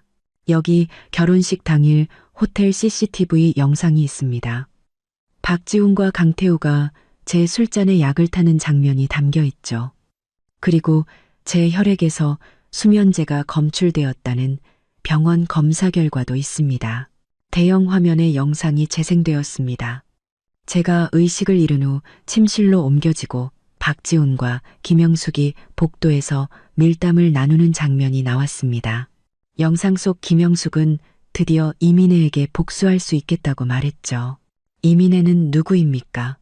양미리 씨가 핵심을 짚었습니다. 그것이 제가 오늘 밝히려는 진실입니다. 저는 세 사람이 찍힌 사진을 꺼냈습니다. 이것은 1995년 사무화학 사진입니다. 왼쪽은 제 아버지, 가운데는 김영숙, 그리고 오른쪽은 이민혜, 제 친어머니입니다. 방청석이 다시 술렁였습니다.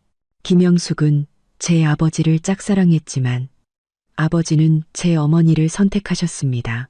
어머니가 임신하자 김영숙은 질투심에 화학공장 폭발 사고를 일으켜 어머니를 살해했습니다.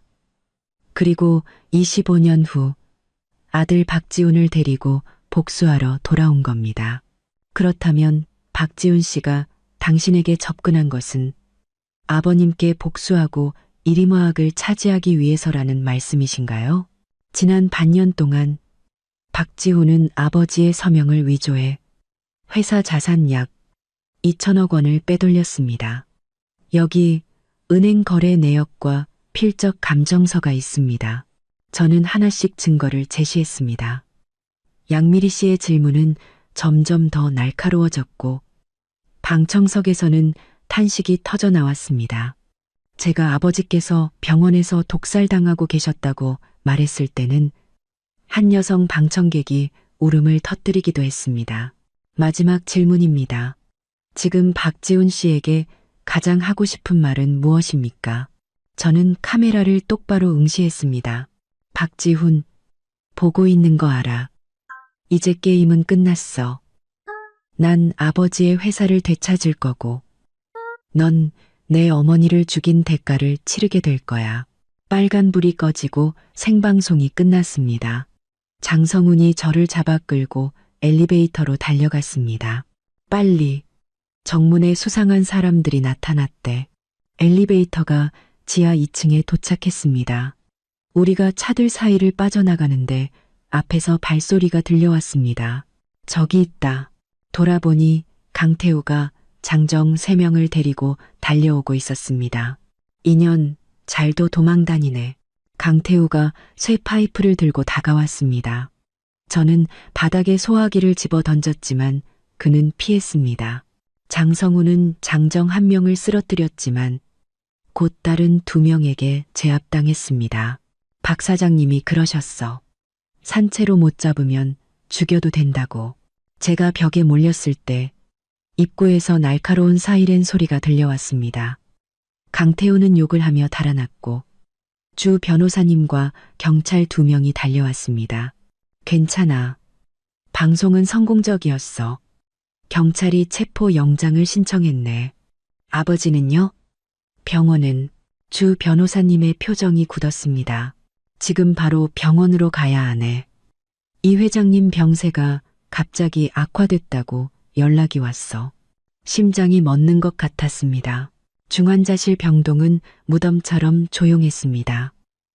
의사는 아버지가 위독해 몇 마디밖에 할 수 없다고 했습니다. 저는 병실로 뛰어 들어갔습니다. 침대 위에 아버지는 앙상하게 마르고 얼굴은 잿빛이었습니다. 감시장치의 심전도는 바람 앞에 촛불처럼 약하게 흔들리고 있었죠. 아빠, 제가 아버지의 차가운 손을 잡자 그가 천천히 눈을 떴습니다. 서연아, 아버지는 소리 없이 입만 움직였습니다. 아빠, 저예요. 방송 성공했어요. 박지훈은 이제 끝났어요. 아버지의 손가락이 갑자기 제 손을 강하게 쥐었습니다. 조심해. 김영숙.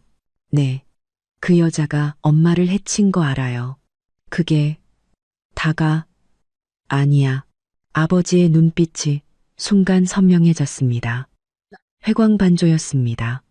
하지만 격렬한 기침이 아버지의 말을 막았고 감시 장치에서 경고음이 울렸습니다. 의료진이 우리를 밖으로 내보냈습니다. 10분 후 의사가 마스크를 벗으며 말했습니다. 죄송합니다. 저희는 최선을 다했습니다. 눈앞이 캄캄해지며 그 자리에 주저앉았습니다. 귓가에는 날카로운 이명만이 맴돌았습니다. 아버지는 돌아가셨습니다. 김영숙을 조심하라는 마지막 말을 남기고 주 변호사님이 제 손에 서류를 쥐어주었습니다. 자네 부친이 마지막으로 서명하신 서류야. 자네를 일임화학 임시회장으로 임명한다는 내용이지. 내일 아침 9시 이사회에 반드시 참석해야 하네. 저는 기계적으로 고개를 끄덕였습니다.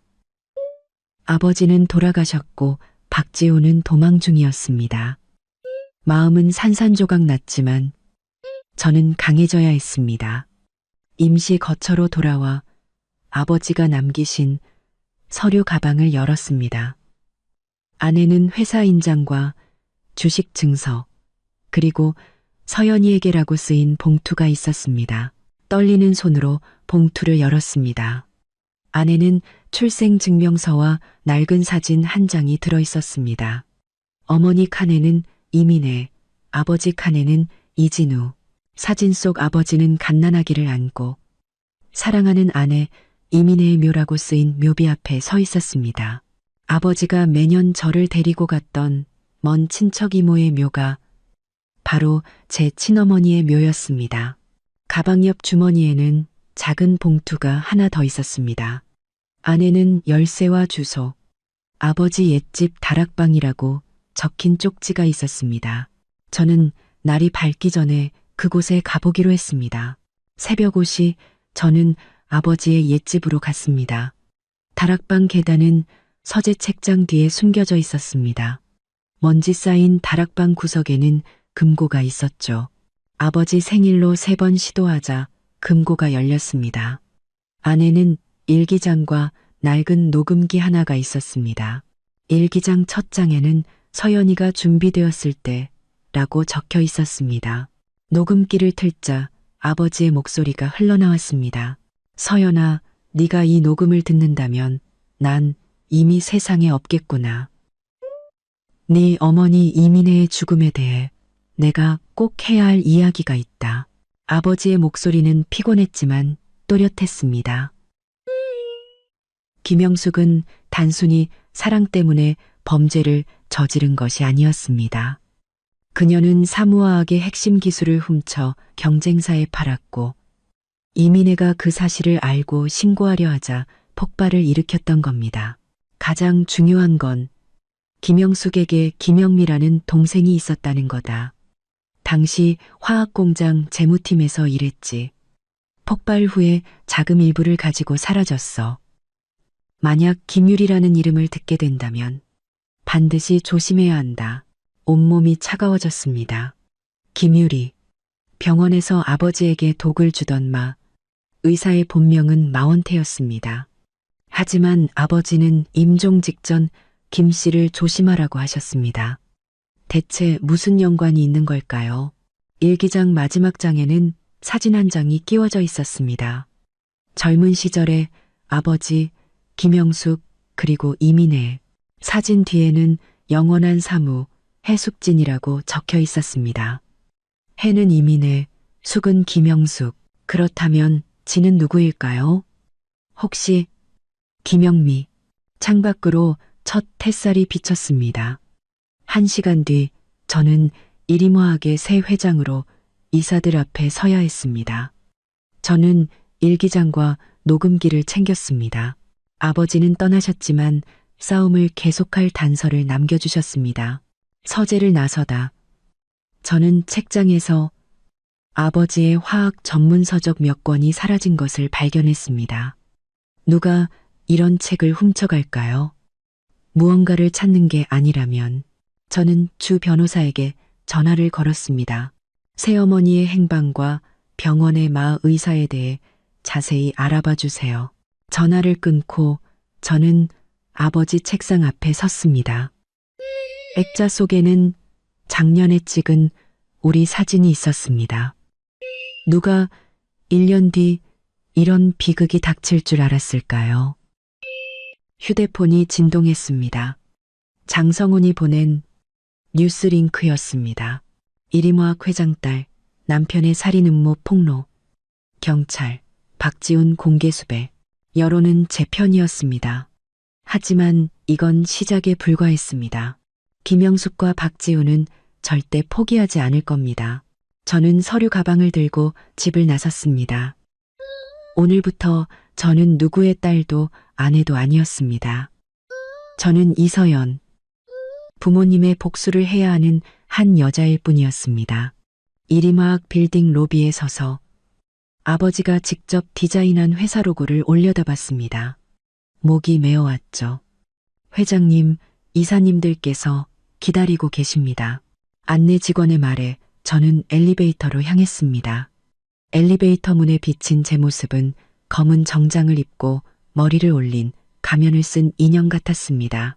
만약 DNA 검사가 사실이라면 저는 이 신분조차 가짜인 셈이었습니다. 회의실 문이 열리고 수십 개의 눈이 저를 향했습니다. 저는 왕 부장님과 가식적으로 웃으며 박수치는 재무팀마 팀장, 그리고 복잡한 표정의 아버지, 옛 부하들을 보았습니다. 하지만 가장 눈에 띈 것은 처음 보는 여성 이사였습니다. 50대 정도로 회색 정장을 입고 사파이어 귀걸이를 하고 있었죠. 여러분, 이진우 회장님의 유언에 따라 회장님께서 요양하시는 동안 이서연 씨가 회장 직무를 대행하게 되었습니다. 주 변호사님이 선언했습니다. 아직 아버지의 사망 소식은 알려지지 않았습니다. 저는 주위를 둘러보며 말했습니다. 먼저 회장님께서 요양하시는 동안 자리를 지켜주신 여러분께 감사드립니다. 그리고 최근 언론 보도에 대해 공식적으로 말씀드립니다. 박지훈은 살인 및 사기 혐의로 경찰의 수배를 받고 있습니다. 그가 검거되기 전까지 제가 회사 모든 업무를 총괄하겠습니다. 회의실이 술렁였습니다. 마 팀장이 벌떡 일어났습니다. 이서연 씨, 그건 너무 심한 주장입니다. 박 부사장님이 회사를 위해 얼마나 헌신했는데. 마 팀장님, 제가 차갑게 그의 말을 끊었습니다. 지난 분기 팀장님이 처리한 해외 송금 3건의 수취인이 모두 유령 회사였습니다. 총 1200억 원. 은행 거래 내역을 보여드릴까요? 그의 얼굴이 하얗게 질렸습니다. 저는 모든 시선이 낯선 여성 이사에게 쏠렸습니다. 그녀는 만년필을 돌리며 생각에 잠겨 있었죠. 마지막으로 특별감사팀을 구성해 지난 반년간의 모든 비정상적인 자금 흐름을 조사하겠습니다. 이상입니다. 이사들이 웅성거리며 자리를 떴습니다. 그 여성 이사가 마지막으로 일어나 제 옆을 지나며 명함 한 장을 건넸습니다. 김유리, 신진투자대표. 이 회장님, 말씀 많이 들었습니다. 김유리. 아버지의 녹음에서 언급된 김영숙의 동생. 저는 애써 태연하게 명함을 받았습니다. 그녀의 오른손 약지에 화학약품에 대인 듯한 길고 가는 흉터가 보였습니다. 신진투자는 박지훈이 끌어들인 전략적 파트너였습니다. 그녀는 웃었습니다. 그 미소에 등골이 서늘해졌죠. 사업은 사업일 뿐입니다. 저희는 어느 편도 들지 않습니다. 그녀가 떠나고 저는 주 변호사에게 물었습니다. 저 여자는 언제 이사가 된 거죠? 3달 전 박지훈이 추천했네. 저는 명함을 주머니에 넣었습니다. 아직은 때가 아니었습니다. 퇴근 후 저는 왕 부장님의 정비소로 갔습니다. 아가씨, 이사회는 어땠어요? 엉망이에요. 김유리라는 새 이사가 있는데 신진투자 대표래요. 왕 부장님의 표정이 굳었습니다. 김유리. 어떻게 생겼어요? 50대쯤 사파이어 귀걸이를 하고 오른손에 화상 흉터가 있어요. 그 여자야. 왕 부장님이 타이어를 주먹으로 내리쳤습니다. 김영숙의 동생.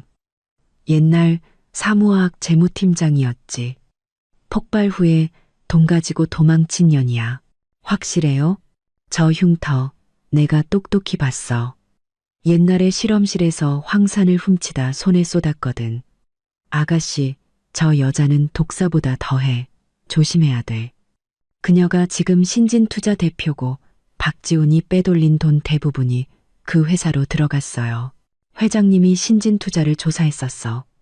배후에 이리모학 특허를 노리는 해외 제약회사가 있다고 했지. 특허? 아버지 서재에서 사라진 화학책들. 끔찍한 추측이 머리를 스쳤습니다. 저는 시립도서관으로 가 1990 본연 사무화학 폭발 사고 기사를 모두 찾아봤습니다. 대부분 조작 실수로 결론 내렸지만 작은 타블로이드 신문 하나가 의혹을 제기했습니다. 폭발 의문점 많아. 유가족 조작 주장. 사진에는 이민혜의 동생이라는 젊은 여자가 공장문 앞에서 울고 있었습니다. 저는 그 사진을 보고 피가 멎는 것 같았습니다. 20년도 더 젊었지만 그 얼굴은 분명 오늘 본 김유리였습니다. 기사는 이민혜가 그날 쉬는 날이었지만 김영숙이 근무를 바꿨고 폭발 전 김영숙이 통제실에 들어갔다는 목격자 진술을 담고 있었습니다. 저는 사무화학의 창립 정보를 찾아봤습니다. 이진우, 김영숙, 이민혜가 각각 30%씩 지분을 가지고 있었고 나머지 10%는 김영미. 아버지가 한 번도 언급하지 않았던 그 이름이 주주 명단에 있었습니다. 밤늦게 집에 돌아와 아버지의 녹음을 다시 들었습니다. 김영미는 재무를 담당했어. 언니 김영숙이 기술을 훔칠 때 그 애가 실험실 열쇠를 줬지. 폭발 후에는 이민혜의 작업 기록을 위조했고 녹음 마지막 아버지의 목소리가 떨렸습니다. 서연아, 넌 내 친딸이 아니지만 이민혜가 마지막에 널 내게 부탁했어. 25년 동안 넌 내 유일한 자랑이었다. 저는 녹음기를 껐습니다. 눈물이 흘렀죠. 저는 이진우의 딸이 아니라 폭발 사고로 죽은 여직원 이민혜의 아이였습니다. 아버지는 저를 지키기 위해 어머니가 교통사고로 돌아가셨다는 거짓말을 하셨던 겁니다. 휴대폰이 진동했습니다. 최 여사님이었습니다. 중요한 증거를 찾았어요. 빨리 와요. 최 여사님 앞에는 낡은 노트 몇 권과 사진 한 장이 놓여 있었습니다. 이민혜의 일기장이야. 옛 동료한테 부탁해서 공장 기록 보관실에서 빼돌렸어. 저는 첫 장을 펼쳤습니다. 1994년 3월 12일. 오늘 진우 씨가 반응로 조작법을 가르쳐줬다. 그는 내게 재능이 있다고 했다. 페이지를 넘길수록 아버지에 대한 짝사랑과 존경심이 묻어났습니다. 그리고 폭발 일주일 전 일기. 5월 15일. 영숙 언니가 기술을 훔치는 걸 봤다. 진우 씨에게 말했더니 처리하겠다고 했다. 오늘 언니의 눈빛이 무서웠다. 마지막 일기는 폭발 당일이었습니다. 5월 20일. 영숙 언니가 갑자기 야간 근무를 하라고 했다. 진우 씨는 출장 중이다. 뭔가 불안하다. 저는 일기장을 덮었습니다. 최 여사님은 사진 한 장을 더 건넸습니다. 이건 당시 통제실 근무 기록이야. 폭발 2시간 전. 김영숙이 무단으로 반응로 수치를 조작했어. 기록지에는 이민혜가 근무 교대를 한 후 다른 사람이 수치를 변경한 흔적이 남아 있었습니다. 서명은 흘렸었지만 김영숙의 이름이었습니다. 이거면 김영숙이 범인이라는 걸 증명할 수 있어요. 아직 부족해. 물증이 필요해. 하지만 이민혜의 고향에 가면 단서가 있을지도 몰라. 최 여사님은 제게 주소가 적힌 쪽지를 건넸습니다. 저는 낯선 지명을 보며 처음으로 친어머니의 과거와 마주하게 된다는 것을 깨달았습니다. 아주머니, 아버지는 이 일기장의 존재를 아셨나요? 알았지만 찾지 못하셨어.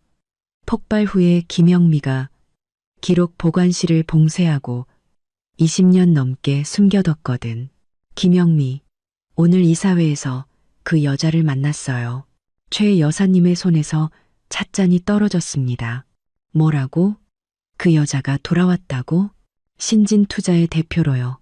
박지훈이 끌어들인 이사예요. 저는 입술을 깨물었습니다. 아주머니, 제 생각엔 신진투자는 이리마하게 특허를 노리는 것 같아요. 김영숙 자매는 아버지께 복수하면서 돈도 챙기는 일석이조의 계획을 세운 거죠. 최 여사님의 얼굴이 굳었습니다. 아가씨, DNA 검사부터 해야 해. 만약 친딸이 아니라는 게 밝혀지면 회장 자리가 위험해져. 저는 씁쓸하게 웃으며 휴대폰에 전자 보고서를 보여주었습니다. 친자 관계 확률 0%. 최 여사님은 저를 꼭 안아주었습니다. 혈연이 어떻든 자넨 영원히 이진우의 딸이고 이민혜의 딸이야. 우리들의 아이고. 저는 그녀의 어깨에 기대 소리 없이 울었습니다. 다음 날 아침 저희는 이민혜의 고향으로 향했습니다. 차 안에서 최 여사님은 어머니의 예시하기를 들려주었습니다. 마을은 생각보다 더 외진 곳에 있었습니다. 산중턱에 허물어져가는 흙집이 어머니의 집이었습니다. 안에는 낡은 가구 몇 개와 빛바랜 사진들이 걸려 있었죠. 저는 침실에서 작은 나무 상자를 발견했습니다. 안에는 편지 몇 통과 호적등본이 들어 있었습니다. 호적등본에는 이민의 한 사람의 이름만 있었지만 마지막 장에 메모가 있었습니다. 1995년 5월 10일 여아 입양 이름 서연. 아주머니, 날짜가 이상해요. 저는 1995년생인데 폭발은 5월 20일에 일어났어요. 그때 어머니는 임신 9개월이었고요. 최 여사님이 호적등본을 살피더니 말했습니다. 이건 오기야. 1996년인데 5를 나중에 6으로 고친 흔적이 있어. 그렇다면 저는 폭발 후에 태어난 것이었습니다. 마을의 80대 노이사는 이민혜를 기억하고 있었습니다. 민혜 아가씨, 안 됐지. 난산으로 죽었어. 아이는 이 사장님이 데려갔고 제 아버지는 누구인가요? 노이사는 고개를 저었습니다. 이민혜가 임신했을 때 웬 안경 쓴 도시 남자가 돈을 가지고 찾아왔었어. 성이 진 씨라고 민혜 아가씨 선생님이라고 하더군. 진 씨? 아버지 친구 중 진 씨 성을 가진 사람은 화학과 진 교수님. 도시로 돌아오는 길 저희는 말이 없었습니다. 저는 이진우의 친딸이 아니었고 친어머니는 살해당했으며 친아버지는 진 교수님일지도 모릅니다. 그리고 김형숙 자매는 복수와 이익을 위해 제 양아버지를 죽였죠. 아주머니, 김형숙은 왜 그렇게 저를 미워할까요? 제가 아버지의 친딸이 아닌데도요. 자네가 그 여자 아들 자리를 빼앗았다고 생각하니까. 그 여자는 박지훈이 이 회장님 아들인 줄 알았거든. 옛날에 회장님을 유혹해서 아이를 가졌지만 DNA 검사 결과 친자가 아니었어. 그래서 복수심에 불타는 거지. 이것이 그들의 증오를 설명해 주었습니다. 도시로 돌아오자마자 저희는 진 교수님 댁으로 갔습니다. 교수님, 이민혜라는 분을 아시나요? 교수님의 손에서 만년필이 떨어졌습니다. 제가 그분의 아이입니다. 그리고 교수님이 제 친아버지일지도 모릅니다. 교수님의 얼굴이 하얗게 질렸습니다. 난 그 애가 임신한 줄 몰랐네. 폭발 후에 찾아갔더니 마을 사람들이 난산으로 죽고 아이는 이진우가 데려갔다고 하더군. 그럼 교수님과 어머니는 나는 그 애의 야간 학교 화학 선생님이었네. 나는 가정이 있었고 우린 그러면 안 됐어. 이 온화한 노신사가 제 친아버지였습니다. 교수님, 제 도움이 필요합니다. 김영숙 자매가 제 어머니와 양아버지를 죽였습니다. 당시 폭발 사고의 결정적인 증거를 찾을 수 있도록 도와주세요. 진 교수님은 잠시 생각하더니 서가에서 봉투 하나를 꺼냈습니다. 이진우가 임종 직전에 이걸 보내왔네. 서연이가 찾아오면 전해주라고. 안에는 열쇠와 개인은행 금고 번호가 적힌 쪽지가 있었습니다. 이게 뭐예요? 나도 모르네. 다만 이민혜와의 약속이라고만 했어. 진 교수님은 눈물을 글썽였습니다. 서연아, 무슨 도움이 필요하든 내가 힘껏 돕겠네. 자네 어머니에게 진 빚이야. 25년 만에 제 출생의 비밀이 가장 잔인한 방식으로 밝혀졌습니다. 은행 금고 안에는 누런 서류 봉투 하나만 들어 있었습니다. 안에는 흑백 사진 한 장이 있었습니다. 젊은 김영숙이 반응로 앞에서 밸브를 조작하고 있는 사진. 뒷면에는 붉은 펜으로 안전밸브 제거 1995.520 이민의 근무조라고 적혀 있었습니다. 결정적인 증거였습니다. 봉투 안에는 이민혜가 폭발 당일 쓴 편지도 있었습니다. 진우 씨, 만약 이 편지를 본다면 난 이미 세상에 없겠죠. 김영숙이 기술을 훔쳐 팔았어요. 오늘 아침에 그 사실을 말했더니 영원히 입을 다물게 해주겠다고 협박했어요. 증거는 예전 그곳에 숨겨뒀어요. 우리 아이를 잘 부탁해요. 우리 아이? 저는 이진우의 친딸이었던 걸까요? 봉투 맨 아래에는 1996년 날짜의 DNA 검사 결과지가 있었습니다. 저와 아버지의 친자 관계 확률 99.99%. 아버지의 필체로 옆에 이렇게 쓰여 있었습니다. 서연이를 지키기 위해 친자 관계가 아니라는 보고서를 위조함. 진짜 보고서는 이것뿐임. 아버지는 제가 가짜 보고서를 보게 될 것을 예상하고 금고에 진실을 남겨두셨던 겁니다. 저는 그와 이민혜의 친딸이었습니다.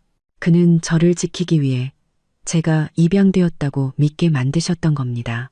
휴대폰이 진동했습니다. 최 여사님이었습니다. 아가씨, 뉴스에 나왔어. 김유리가 이사회에서 DNA 보고서를 공개해서 아가씨 회장직이 정지됐대. 저는 차갑게 웃었습니다. 그 여자가 가진 건 가짜예요. 전 방금 아버지가 남기신 진짜 보고서를 찾았어요. 제가 친딸이라는 증거를요. 세상에 그 집안은 정말 악마 같구나. 지금 어디야? 은행 앞이에요. 지금 박지훈네 집으로 갈 거예요. 뭐라고? 너무 위험해. 그들이 집에 있을 때가 기회예요. 저는 차에 시동을 걸었습니다. 아주머니, 부탁 하나만 들어주세요. 김유리 귀걸이의 사파이어가 어디서 난 건지 알아봐 주세요. 낯이 익어요. 박지훈의 집은 비어 있었습니다. 저는 정원 옆 공구실을 통해 지하로 들어갔습니다. 지하 구석에 잠긴 파일 캐비닛 안에는 제 어릴 적 도찰 사진부터 아버지에 대한 기사 스크랩까지 가득했습니다. 맨 아래 서랍의 벨벳 상자 안에는 김유리가 하고 있던 것과 똑같은 사파이어 귀걸이 한쪽이 들어 있었습니다. 낡은 신발 상자 안에서는 김영숙의 20년치 일기장을 발견했습니다. 박지훈이 이진우의 아들이라고 속인 내용, 저를 향한 증오, 그리고 복수 계획이 빼곡히 적혀 있었습니다. 마지막 일기는 바로 오늘 2023년 5월 20일이었습니다. 28주년 기념일. 이진우는 드디어 죽었다. 다음은 그 딸이다. 나는 그 부녀가 피해 대가를 치르게 할 것이다. 이민혜처럼. 5월 20일. 어머니의 기일. 김영숙은 오늘 아버지에게 손을 썼던 겁니다.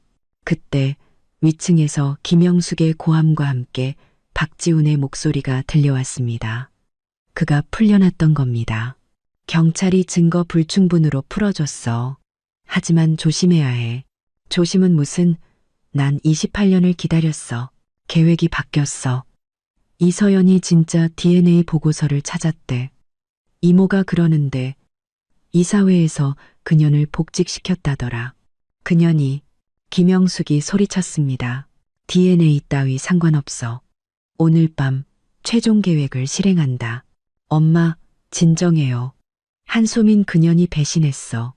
우리 약점을 많이 쥐고 있다고. 방금 그년이 오늘 밤 이서연을 만나기로 했다는 정보를 입수했어. 소민이가요? 그녀는 저를 배신한 게 아니었을까요?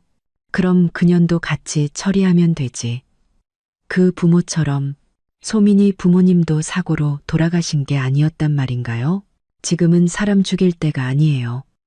경찰이 우릴 주시하고 있다고요. 닥쳐. 김영숙의 목소리가 얼음장처럼 차가워졌습니다. 오늘 밤 12시 피닉스 작전은 예정대로 진행한다. 네가 못하겠으면 내가 직접 하지.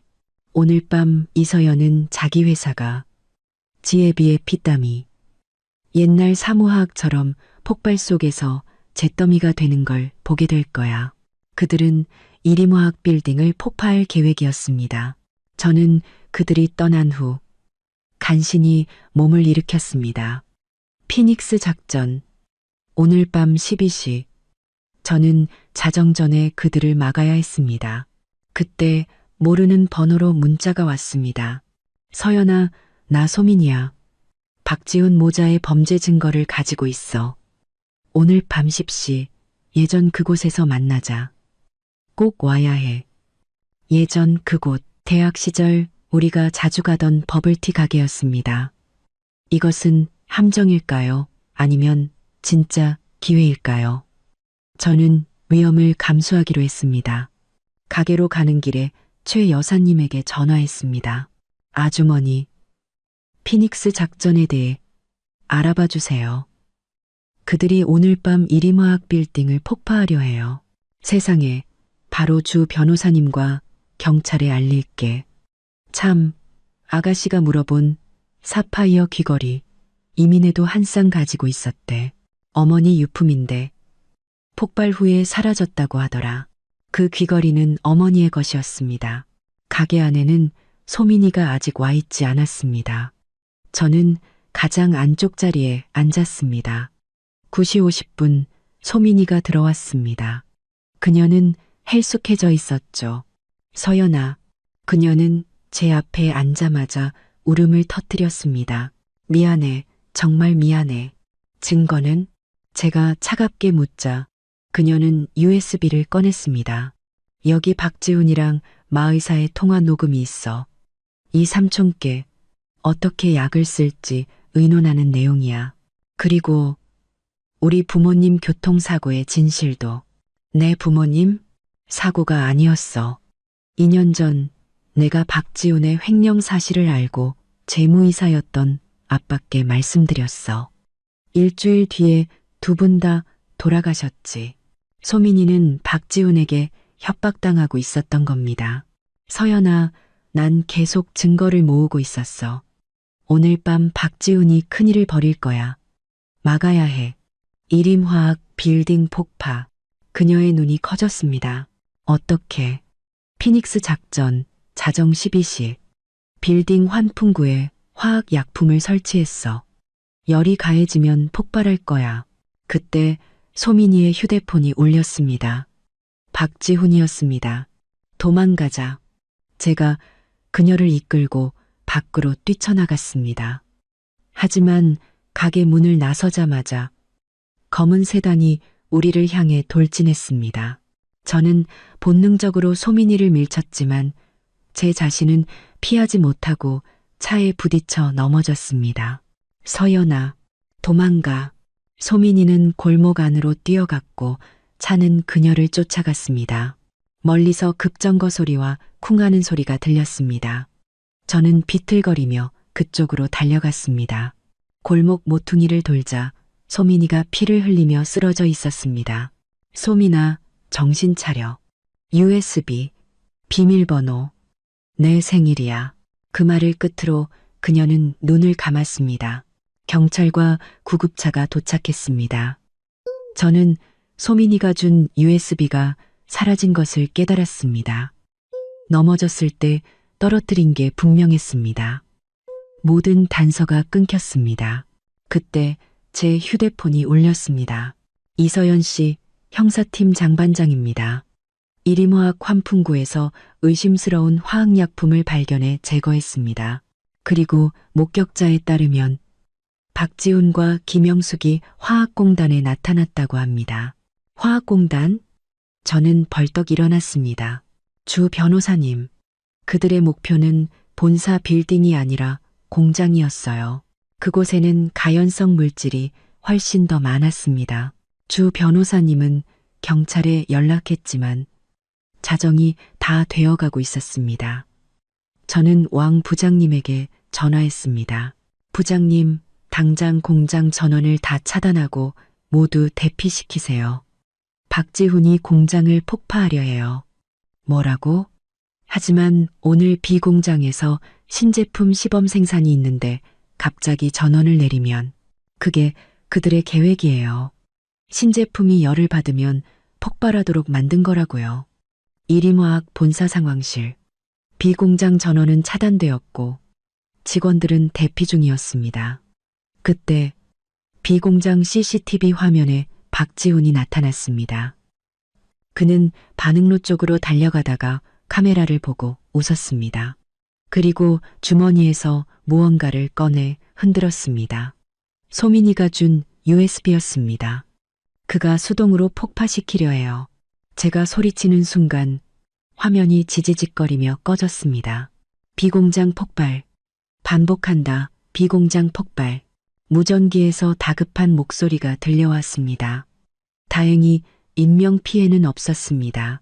김영숙은요? 공단 CCTV를 돌려보니 김영숙은 고속도로 쪽으로 차를 몰고 있었습니다. 저 귀걸이가 아니에요. 초소형 카메라예요. 그녀는 모든 것을 녹화해 사고 영상으로 이림화학의 명성을 무너뜨릴 계획이었습니다.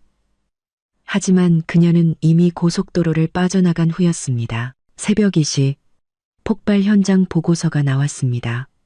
박지훈은 폭발로 사망했고 비공장은 전소되었습니다. 김영숙은 도주했고 김유리는 이 틈을 타 주가를 폭락시켜 회사를 헐값에 인수할 계획이었습니다. 주 변호사님, 내일 아침 기자회견을 열겠습니다. 제가 직접 진실을 밝힐 겁니다. 증거는 충분해요. 저는 주머니 속 휴대폰을 만졌습니다. 그 안에는 김영숙의 일기와 아버지의 금고에서 찾은 증거들이 있었습니다. 다음 날 오전 10시 이림화학 로비. 수많은 기자들 앞에서 저는 모든 진실을 밝혔습니다. 김영숙의 일기, 아버지의 금고에서 나온 증거, 진짜 DNA 보고서, 그리고 제 친어머니 이민혜의 죽음까지.